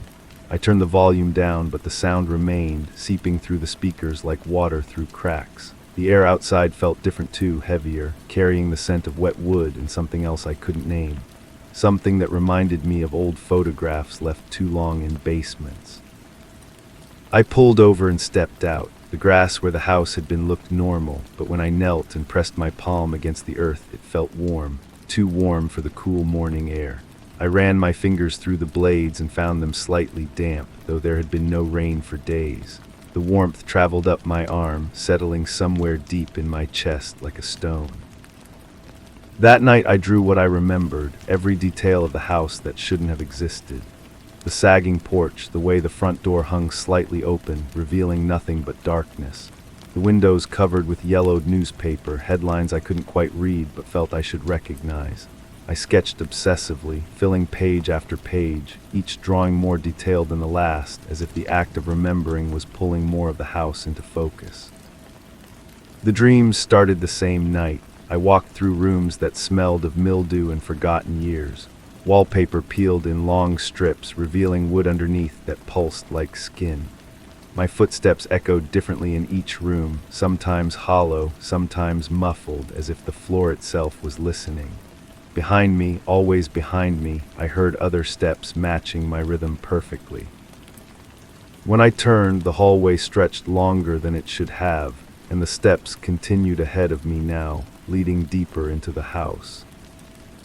I began driving different routes to work, taking longer paths through neighborhoods I'd never explored. But the radio static followed me, growing stronger each day. It whispered fragments of words I almost understood, sentences that felt familiar but wrong, like conversations overheard through thin walls. I started recording it, filling my phone with hours of crackling noise. When I played it back, the patterns were clearer. Someone was trying to tell me something, but the words were trapped, distorted, as if spoken through water. The smell came next, that basement scent of wet wood and old photographs, but stronger now, clinging to my clothes, my hair, my skin. I showered twice, 3 times, but it lingered. My coworkers began to notice, their faces wrinkling slightly when they passed my desk. I sprayed air freshener, burned candles, opened windows, but the smell only grew more insistent, more personal. I returned to the lot every day after work. The grass remained normal, green and unremarkable, but my hands still found warmth in the earth. I brought a thermometer, measured the temperature of the soil compared to the surrounding area. The numbers were identical, but the warmth persisted against my skin, defying the cold logic of mercury and glass. I dug with my bare hands, searching for some explanation, some buried foundation or pipe that might explain the heat. Instead, I found resistance, as if the earth itself was pushing back against my intrusion. The dreams evolved. The house grew larger each night, rooms branching into corridors I hadn't seen before. I found myself opening doors that led to other doors, climbing stairs that descended when I thought I was going up. The footsteps behind me became more pronounced, accompanied by the soft rustle of fabric, the whisper of skin against wallpaper. I began to hear breathing that wasn't mine, slow and deliberate, matching my own rhythm until I couldn't tell where my breath ended and theirs began. I started leaving recordings running in my apartment while I slept. The static was there too, stronger in the darkness, weaving through my dreams like a thread I couldn't pull. In the morning, I would find my phone moved to different rooms, still recording, still catching those whispered fragments that grew more coherent with each passing night. They spoke of hallways I knew, of rooms I had walked through, of doors I had opened in my sleep. The breakthrough came when I brought my laptop to the lot. I connected it to the car's power and left it running programs that measured electromagnetic fields, recorded audio spectrums, captured data I barely understood. The graphs showed spikes, patterns that corresponded to the static, to the dreams, to the warmth beneath my hands. The house wasn't gone. It was there, existing in frequencies I couldn't see but could feel, radiating presence like heat from a hidden fire. I returned that night bringing camping equipment and instruments I'd ordered online, tools that measured things I'd never thought to measure before. As darkness fell, the readings intensified. The electromagnetic spikes formed rhythms, the audio recordings captured voices that spoke in languages I didn't recognize but somehow understood. The house was rebuilding itself, layer by layer, in dimensions that existed parallel to the world I knew. The temperature dropped as the instruments detected more activity. My breath formed clouds in the suddenly frigid air, but the ground beneath my feet remained warm, almost hot now. The static in my recordings resolved into clearer voices, multiple conversations overlapping, discussing rooms and hallways, doors and windows, as if architects were consulting blueprints I couldn't see. They spoke of foundations that ran deeper than earth, of walls that bent space, of corridors that connected to places that had never existed. I felt them before I saw them. The footsteps from my dreams now circling the lot, pressing into grass that didn't bend, leaving impressions that didn't last. The breathing that had matched mine in sleep now surrounded me, coming from directions that shouldn't exist. My instruments detected movement everywhere, energy signatures that mapped the rooms I had walked through in dreams, the hallways I had explored while sleeping. The house materialized gradually, not all at once but piece by piece, as if it was remembering how to exist. First the foundation, lines of heat that drew themselves in the earth beneath my feet. Then the walls, visible only in the electromagnetic readings, rising around me like invisible barriers. The rooms took shape in the data, corridors branching out according to the blueprints the voices had been discussing. I was standing inside it now, inside the house that existed in frequencies and dreams, in the space between what was real and what was remembered. The door opened behind me, though I couldn't see it. I felt the change in air pressure, heard the soft creak of hinges that belonged to another dimension. The footsteps approached, no longer matching my rhythm but setting their own pace, deliberate and purposeful. When I turned, my instruments detected a presence directly in front of me, a heat signature that resembled a human form but moved wrong, too fluid, too certain. The voice that spoke wasn't caught by my recordings. It bypassed the instruments entirely, speaking directly into my mind with words that felt like memories being rewritten. It told me about the house, about the space between existing and being forgotten, about the thin places where reality bent and folded back on itself. It explained that some things once noticed couldn't be unseen, that some doors once opened couldn't be closed. I tried to run, but my feet found walls where there should have been open space. The invisible house had closed around me, trapping me in rooms that existed only in electromagnetic signatures and temperature readings. My instruments showed me surrounded by corridors that led nowhere, doors that opened into walls, stairs that ascended into floors that didn't exist. The more I struggled, the more solid the house became, as if my panic was feeding its ability to manifest. The breathing surrounded me now, coming from everywhere and nowhere, echoing through hallways that weren't there but trapped me nonetheless. The voices spoke in languages that rewrote themselves as I listened, explaining things I didn't want to understand about the places between places, the houses that existed in the gaps where observation failed. They told me that the house hadn't followed me. I had followed it, been drawn into its orbit like a satellite caught in an invisible gravitational field. I woke in my apartment, surrounded by my instruments, all of them displaying readings that mapped empty rooms. The recordings showed only static, the electromagnetic detectors registered nothing but background noise. But the warmth was still there, radiating from the walls, from the floor, from the air itself. The house hadn't disappeared. It had expanded, grown beyond the boundaries of the lot, beyond the limitations of visibility.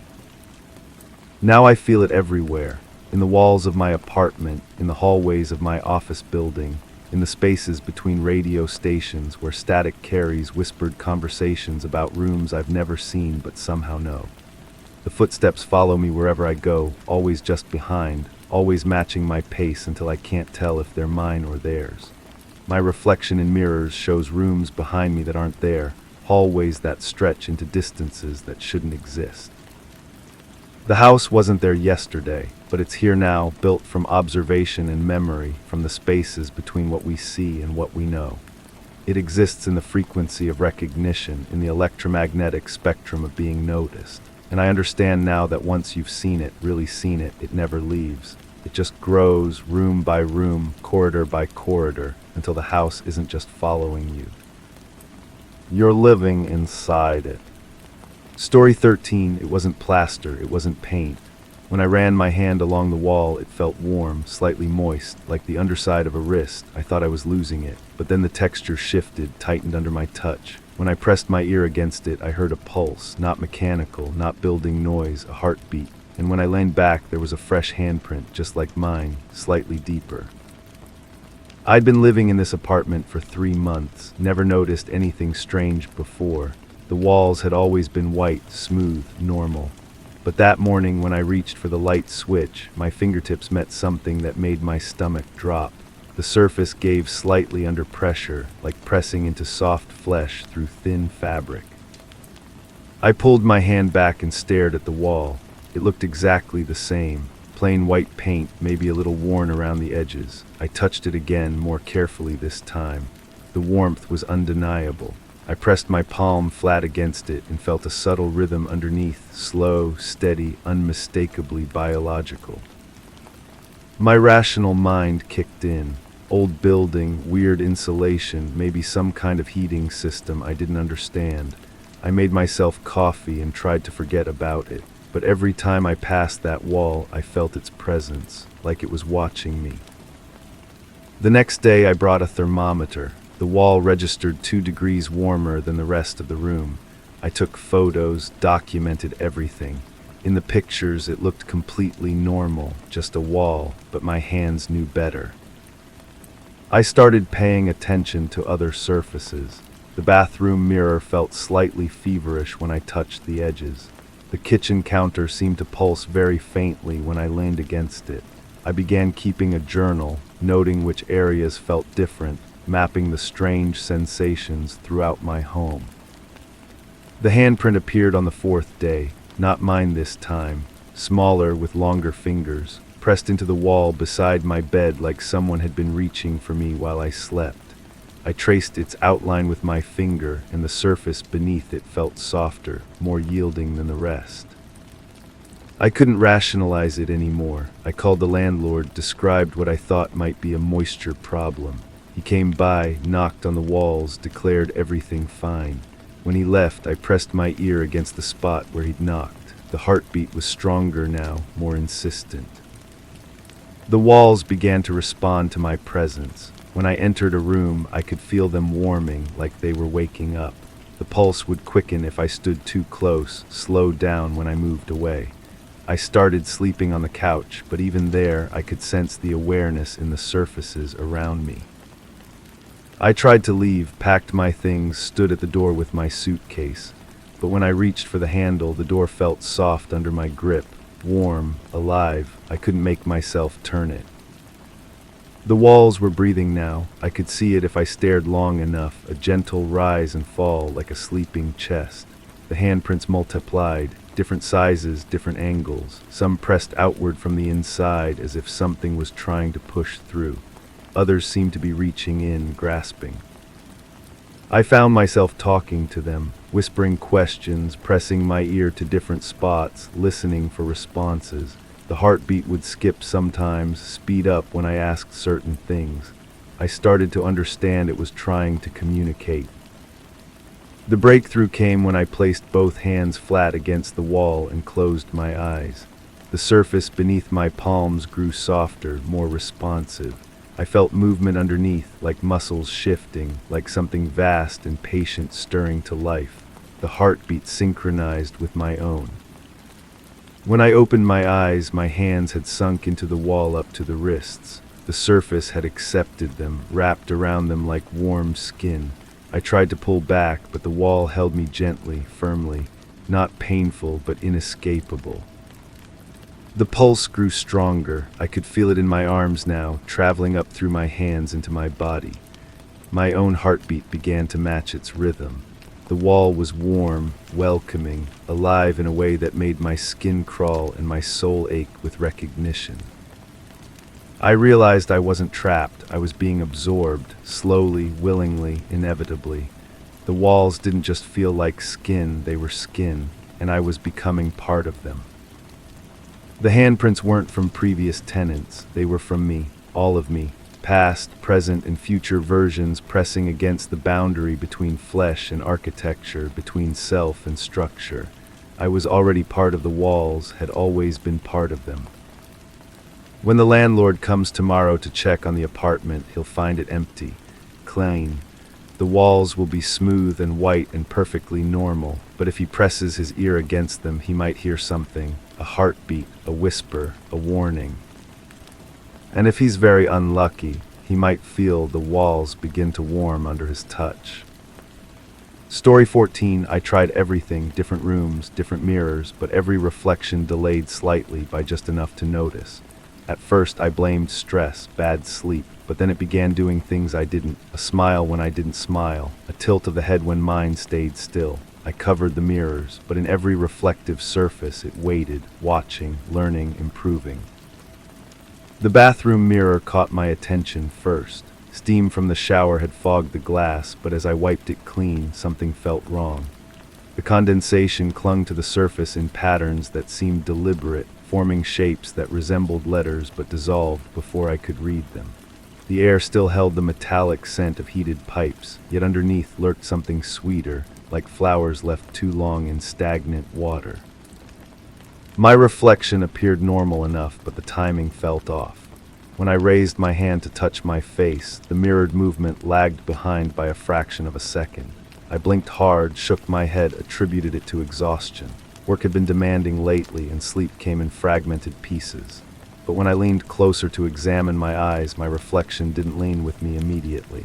It waited, then moved with deliberate precision, as if catching up to a choreographed routine. I stepped away from the mirror and felt the ceramic tiles beneath my feet vibrate slightly, a tremor so subtle I might have imagined it. The overhead light flickered once, casting my shadow across the wall in a way that made it seem longer than it should be. I pressed my palm against the cool wall, and the vibration intensified as if something moved behind the plaster. The living room offered no relief. The television screen, even when turned off, held a faint reflection of the room. I stood before it, watching myself watch myself, and noticed the delay again, more pronounced now. My reflection raised its hand a full second after I did, then held the gesture longer than necessary. When I dropped my arm, the reflected version smiled, a slow, deliberate expression that never touched my own face. I grabbed a notebook from the coffee table and began documenting what I observed. The pen felt unusually warm in my fingers, and the ink seemed to flow thicker than normal. Each word I wrote appeared on the page with a slight delay, as if the paper resisted accepting the letters. The room grew colder as I wrote, and the sweet floral scent from the bathroom had followed me here, mixing with the musty odor of old books and something else, something organic and slightly rotten. The windows presented the most disturbing evidence. During daylight, they reflected the interior of the room, but my movements appeared increasingly disconnected from my reflection's actions. I would turn left, and my reflection would turn right first, then correct itself. I would sit, and my reflection would remain standing for several heartbeats before following suit. The lag grew longer each time I observed it, as if the reflection was learning to assert its independence. I tried covering the mirrors with sheets and towels, but the problem persisted in every reflective surface. The chrome fixtures in the kitchen, the glass doors of the microwave, even the polished surface of my laptop screen, all showed the same delayed, increasingly autonomous reflection. I began avoiding these surfaces, navigating my home with my eyes cast downward, but the sweet smell grew stronger, and the subtle vibrations in the walls became more frequent. The refrigerator door became my testing ground. I would open it quickly, catching my reflection in the stainless steel surface, and watch as my mirrored self performed actions I hadn't initiated. It would tilt its head at angles that felt unnatural, study me with an intensity that made my skin crawl. The fluorescent light inside the refrigerator would dim whenever I observed this phenomenon, and the temperature seemed to fluctuate, making the milk cartons sweat with condensation. My reflection began to move independently even when I stood perfectly still. It would brush hair from its face when my hair remained undisturbed, adjust clothing that I wasn't wearing, mouth words I couldn't hear. I started recording these incidents with my phone, but the camera's screen showed only normal reflections. The discrepancy existed solely in my direct observation, creating a gap between what I experienced and what I could prove. The situation escalated when I discovered my reflection was present in surfaces even when I wasn't looking directly at them. Peripheral vision would catch movement in the bathroom mirror when I passed by the door, or the kitchen window would show my reflection standing in the living room while I remained in the bedroom. The image moved through the house independently, inhabiting reflective surfaces like a separate entity entirely. I began mapping these occurrences, noting which surfaces showed the most autonomous behavior. The bathroom mirror remained the most active, displaying my reflection at all hours, even when I was in completely different rooms. The image would pace back and forth in the mirrored space, its movements becoming more agitated as the days passed. The sweet floral scent intensified around this mirror, and the wall behind it grew warm to the touch. The breaking point came when I confronted my reflection directly. Standing before the bathroom mirror, I demanded answers from the image that had been haunting me. My reflection stopped its independent movements and stared back with an expression of patient amusement. It raised one finger to its lips in a shushing gesture, then pointed toward the mirror's surface. The glass began to fog from the inside, and letters appeared in the condensation, spelling out words that chilled me to the bone. My reflection began to write faster, more urgently, covering the mirror's surface with messages that appeared backward from my perspective, but were perfectly readable from the other side. The messages spoke of boundaries dissolving, of worlds overlapping, of things that had been waiting for the right moment to cross over. The temperature in the room plummeted, and my breath became visible in the suddenly frigid air. I backed away from the mirror, but my reflection remained in place, continuing to write even as I moved toward the door. The messages became more desperate, more insistent, warning me that it was too late to stop what had already begun.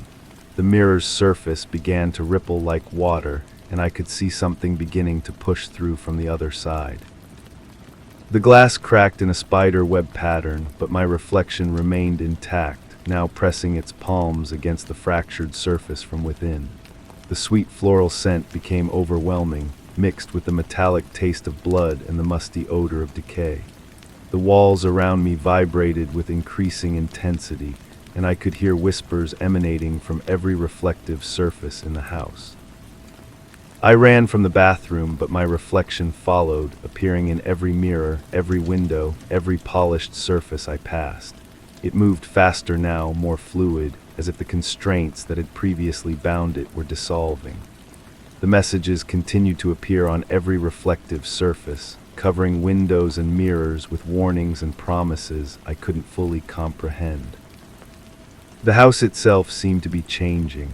Walls felt softer when I touched them, and the floors yielded slightly under my feet. The sweet floral scent had evolved into something more complex, layered with notes of earth and copper and something indefinably wrong. The vibrations in the walls had become a constant presence, like a heartbeat that didn't match my own. I tried to leave, but the front door's glass panels showed my reflection blocking the exit from the other side. Every attempt to escape was met with my mirrored self, now moving with purpose and intelligence that felt alien.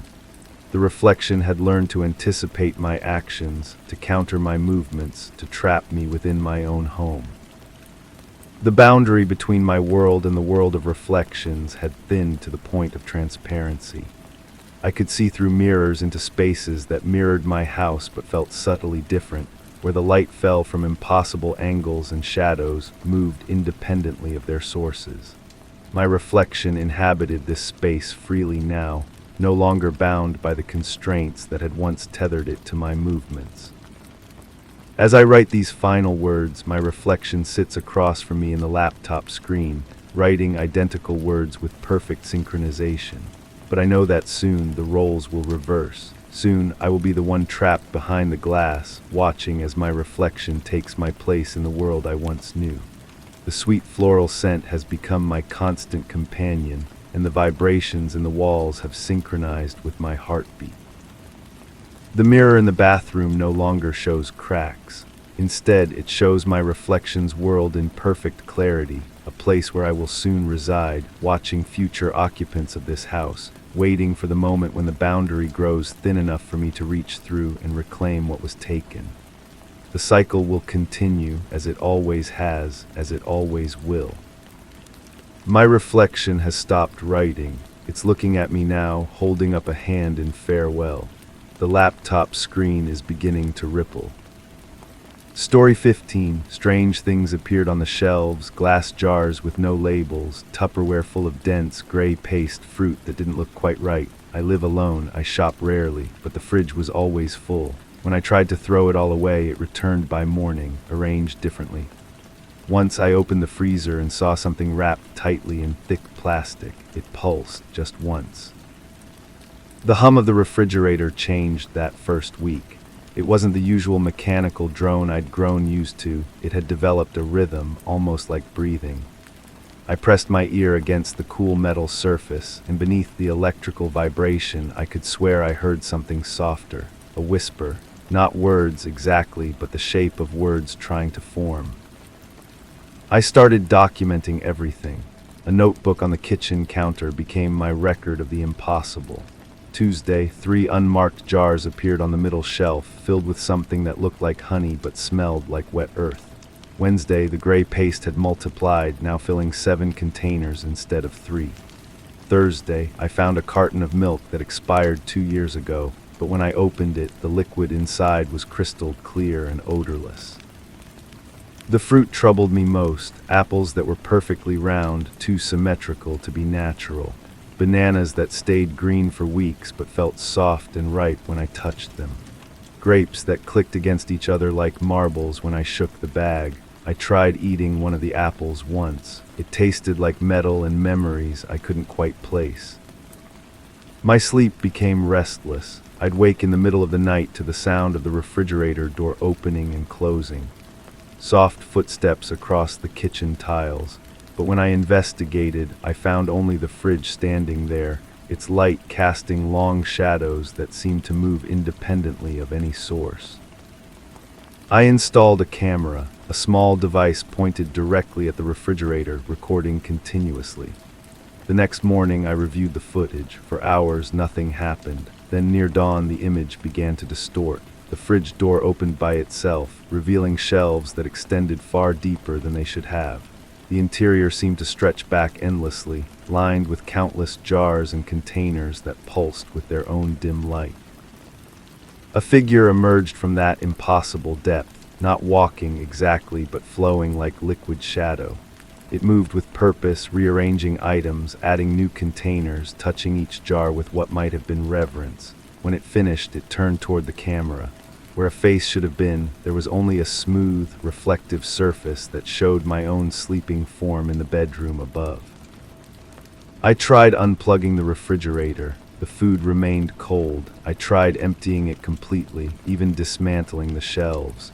By morning, everything had returned but wrong. The jars were arranged in perfect geometric patterns. The fruit was stacked in impossible spirals. The gray paste had formed symbols on the container lids that hurt to look at directly.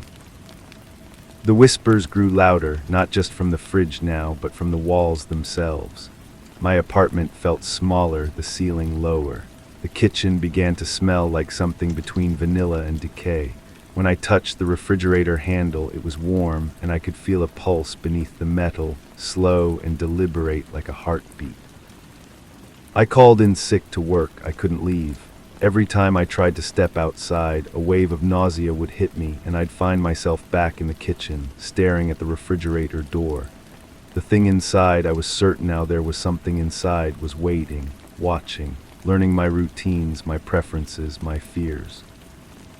The containers began to change. Instead of gray paste, I found photographs. Old ones, sepia-toned, showing faces I didn't recognize, but that felt familiar. A woman with my eyes, a man with my hands, children who looked like me but younger, older, different. The dates on the back were impossible, some from before I was born, others from years in the future. I started eating the food, not by choice, but because I would find myself doing it, standing in the kitchen at strange hours with an empty jar in my hands and a taste in my mouth that lingered for days. The more I ate, the more the apartment changed. The walls developed a texture like skin. The floor became soft underfoot. The refrigerator's hum harmonized with my own breathing. One night I woke to find the bedroom door had been replaced by the refrigerator door. The hallway beyond was lined with shelves stretching into darkness.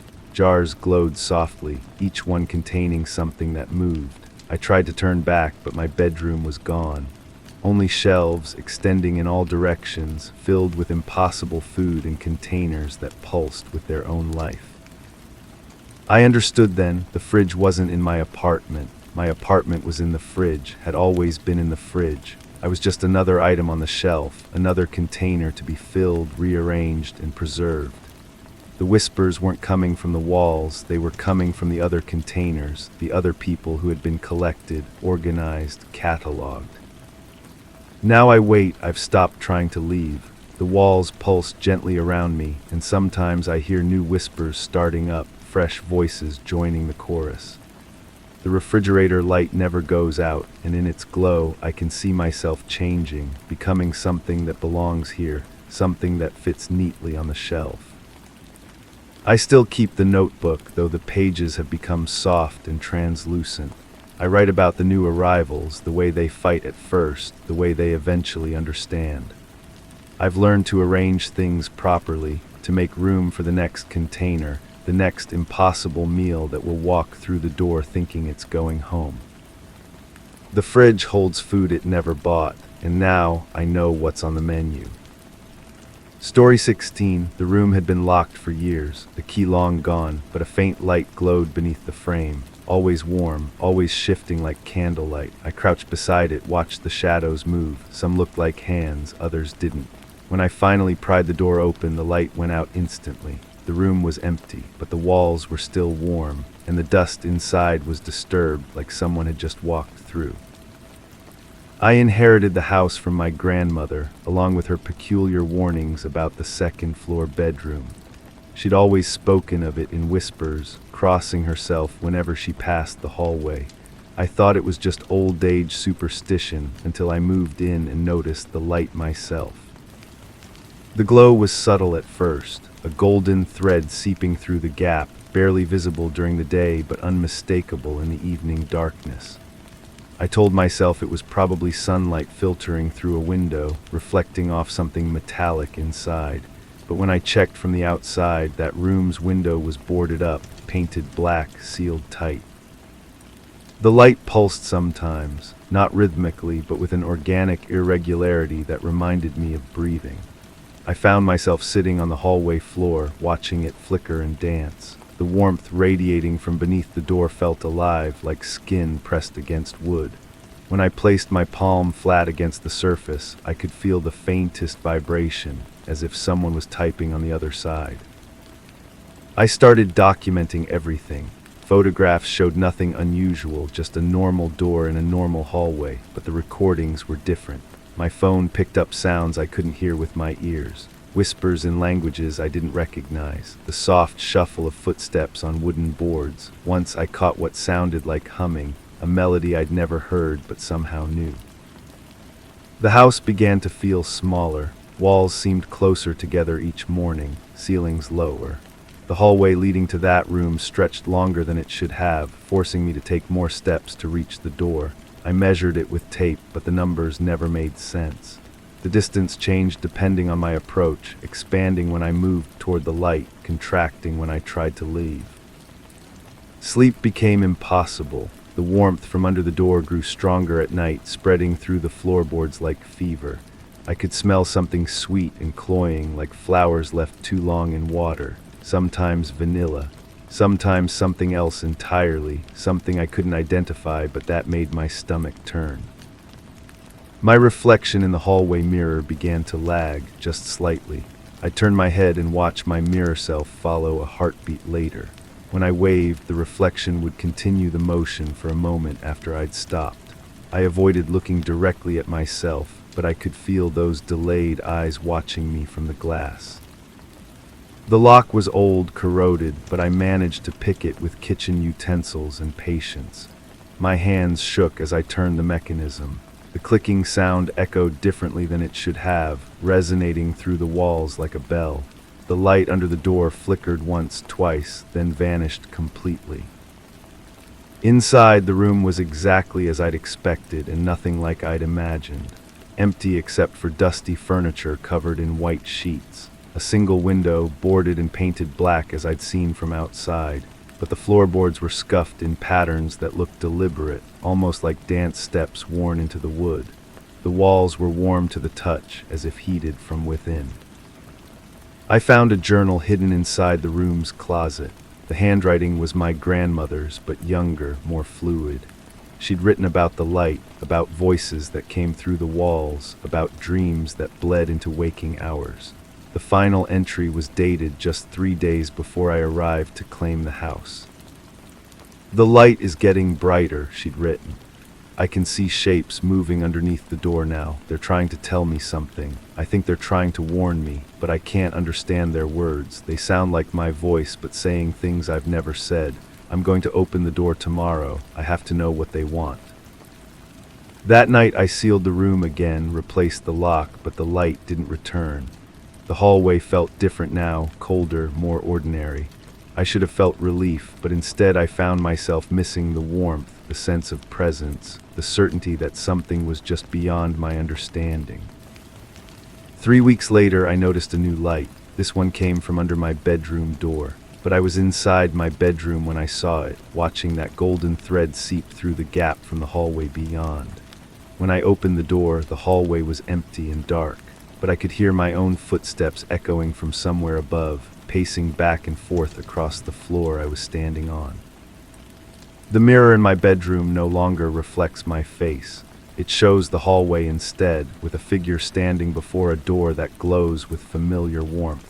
The figure looks like me, but moves independently, reaching toward a handle I can't see. Sometimes it turns to look directly at me through the glass, and I can see its mouth forming words I can't hear. I've started leaving the house during the day, but the light follows me. It seeps from under bathroom doors in coffee shops, from gaps beneath strangers' front doors, from the spaces between elevator doors that don't quite close. The warmth is always there, always calling me to look closer, to understand what lies beyond. My grandmother's journal had more pages than I initially found. They appear gradually, new entries in her handwriting about things that haven't happened yet, about choices I haven't made, about doors I haven't opened. The most recent entry is dated tomorrow, and it's written in my handwriting instead of hers. "The light is getting brighter," it says. "I can see shapes moving underneath the door now." Story 17. Each envelope had my handwriting, my address, no stamp, no return. Inside were paragraphs I didn't remember writing, descriptions of thoughts I hadn't spoken aloud, memories I had buried deep. The language was raw, intimate, violent. Then came the final letter, short, just one sentence: "It's time to come back." The next day the mailbox was gone.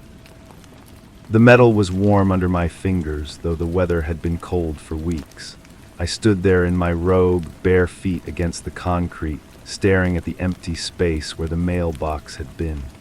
Just a thin rectangle of cleaner paint on the wooden post, like a scar where something had been ripped away. I had touched that mailbox every day for 3 years. The familiar weight of the door, the slight creak of the hinges, the way my hand naturally found the exact spot where the paint had worn thin.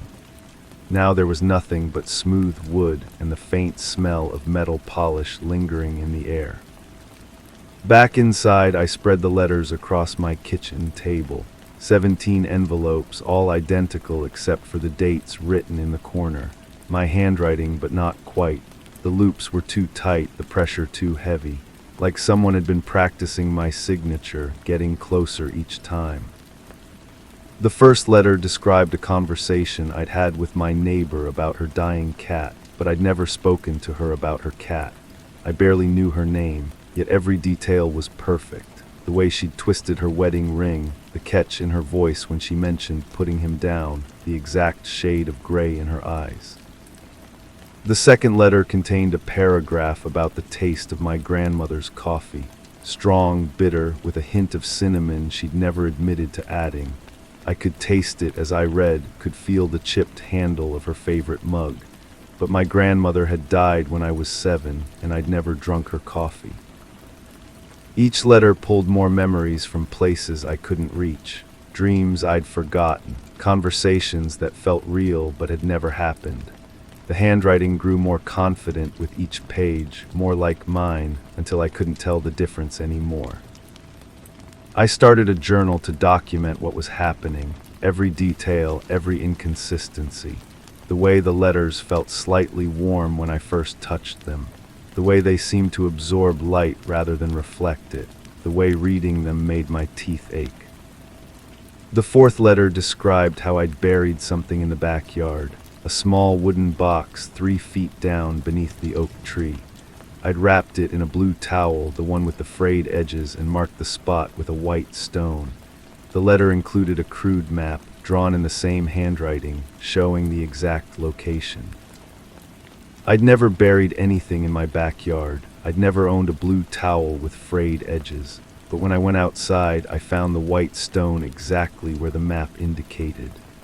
The ground around it was softer than the surrounding soil, darker, as if it had been disturbed recently. I dug for 2 hours. 3 feet down I found the box. Old wood warped with moisture, tied with string that crumbled when I touched it. Inside, wrapped in a blue towel with frayed edges, was a stack of photographs. Pictures of me at places I'd never been, with people I'd never met. In every photo I was smiling, but my eyes looked wrong, hollow, like I was looking at something just beyond the camera. The 8th letter contained a detailed description of my childhood bedroom. The position of the furniture, the pattern on the wallpaper, the way the light fell across the floor in the afternoon. Perfect in every detail except for one thing: there was someone else in the room, a shadow by the window just at the edge of perception. The letter described how I'd learned to ignore it, how I'd trained myself not to look directly at that corner. I called my mother, asked her about my childhood bedroom. She described it exactly as the letter had, down to the smallest details. But when I asked about the corner by the window, she grew quiet. Finally, she said I'd always been afraid of that corner, that I'd refused to explain why. She'd moved my bed to the opposite wall, but I'd still insisted on keeping the curtains closed. The temperature in my house began to fluctuate. Rooms would be freezing in the afternoon, sweltering at night. The thermostat worked perfectly, but the house ignored it. I started carrying a thermometer, documenting the changes. The readings made no sense. The kitchen would be 60 degrees while the living room was 85. The bathroom would be so cold my breath would fog, while the hallway outside remained comfortable. The 12th letter was different. Instead of describing memories, it contained instructions. Detailed directions for creating something called a resonance chamber in my basement. It required specific materials: copper wire, salt, mirrors arranged in a precise pattern. The letter explained that I'd built one before, that it was how I'd learned to navigate the spaces between what is and what was. I found the materials in my basement, stored in boxes I'd never seen before. The copper wire was already cut to the exact length specified in the letter. The mirrors were wrapped in cloth, their surfaces covered with a thin layer of dust that came away in perfect spirals when I wiped them clean. As I assembled the chamber according to the instructions, my hands moved with practiced familiarity. I knew exactly how to position each mirror, how to string the copper wire, how to arrange the salt in a pattern that looked like a star but wasn't quite. The work felt like remembering rather than learning. The 15th letter contained a single word repeated over and over: remember. But as I read it, the word began to change. The letters rearranged themselves, forming new words, new meanings. Remember became render, then tender, then ember. Finally, it settled on member, and I understood with a clarity that made my chest tight. I wasn't alone in this house. I had never been alone in this house. The final letter was short, just one sentence: it's time to come back.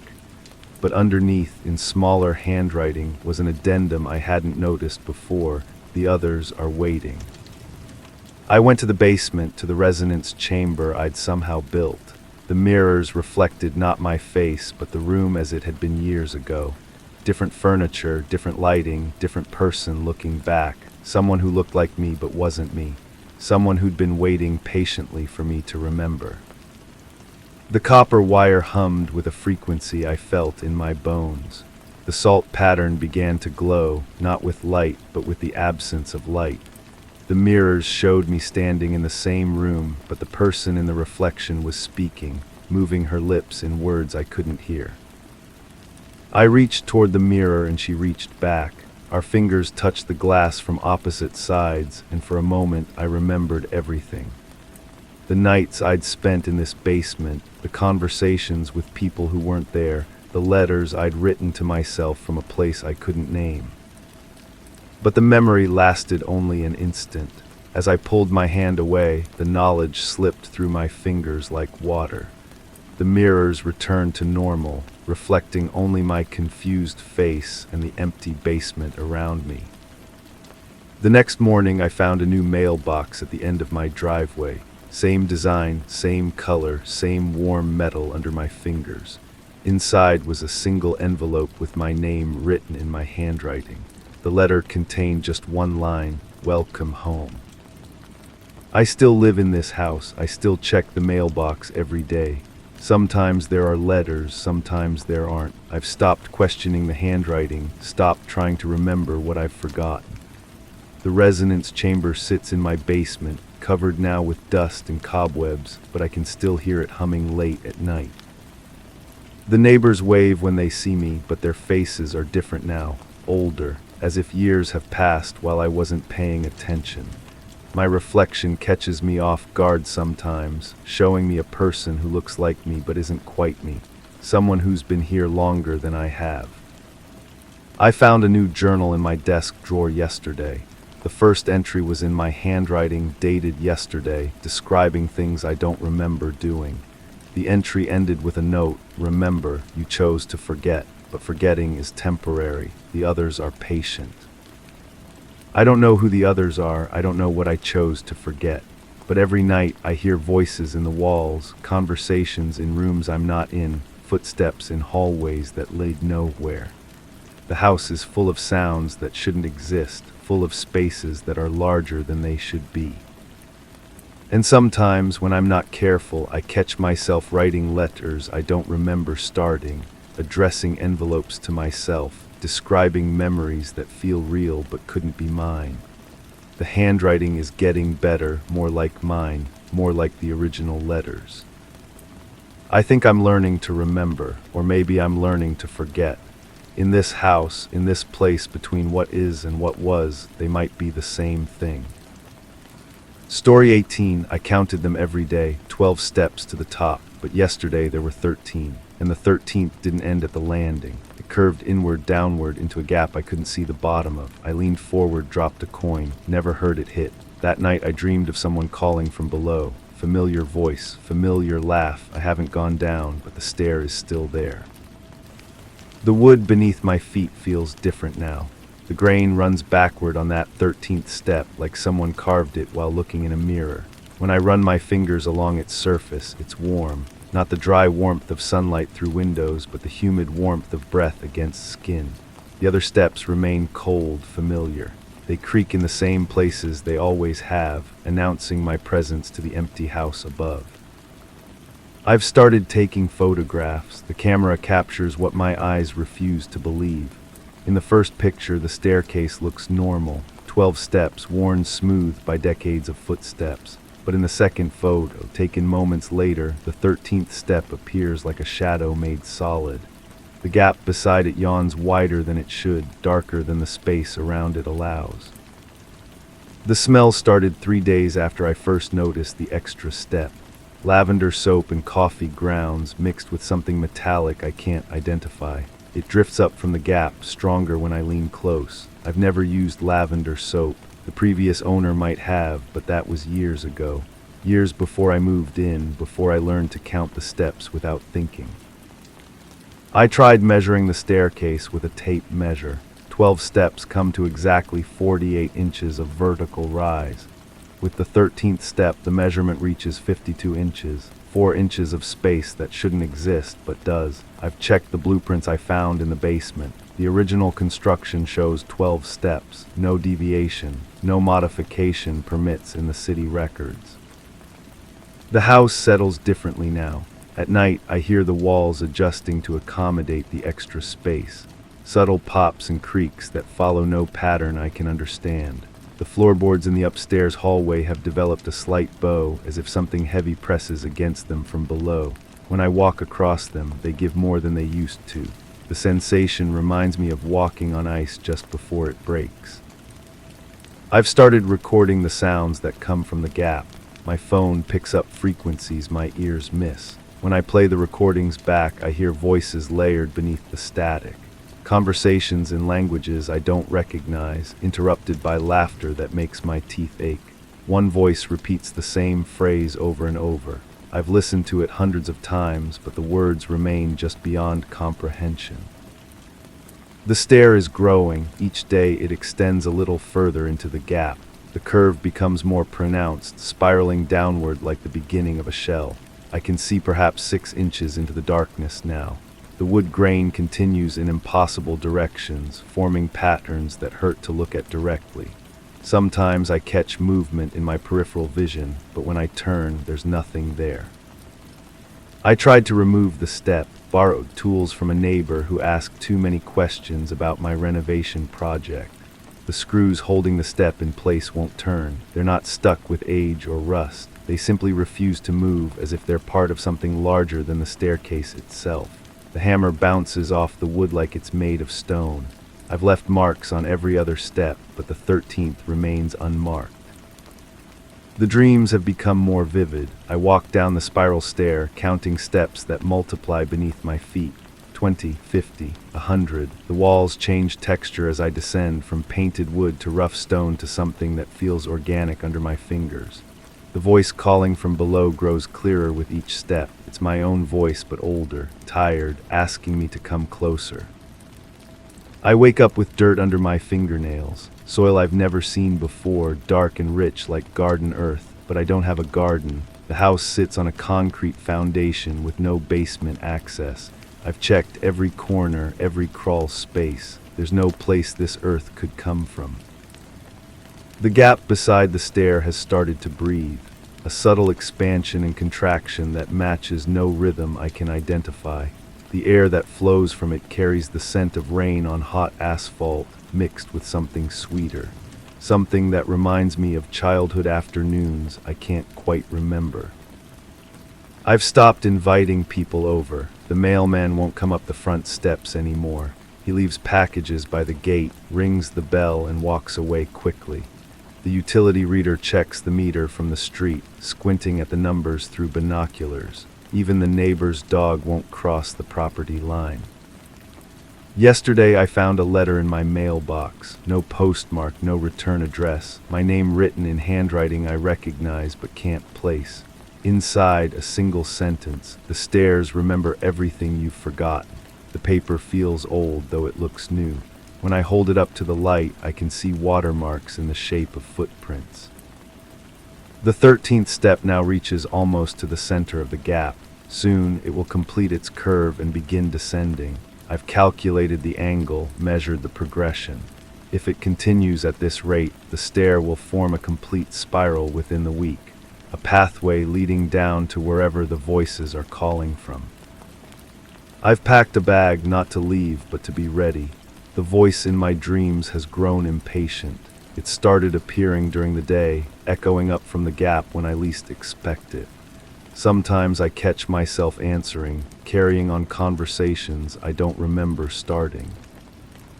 The house has begun to tilt, imperceptibly at first, but now I can feel it when I walk across the floors. Everything slides slightly toward the staircase. Marbles roll in that direction. Water in glasses develops a slant. The house is being pulled into the gap, 1 degree at a time. I understand now that the staircase isn't growing, it's returning, remembering its original shape the way it was always meant to be. The blueprints were wrong, the city records were incomplete. This house was built around something that was already here, something that wanted to be found. The 13th step is almost complete. Tonight, I'll dream of walking down it. Tomorrow, I might not wake up, but I'll finally learn what's been calling to me from below. I'll discover why the stairs went 1 step too far, and why they've been waiting all this time for someone to count them properly. The gap is breathing faster now, and in its rhythm, I hear the sound of footsteps climbing up.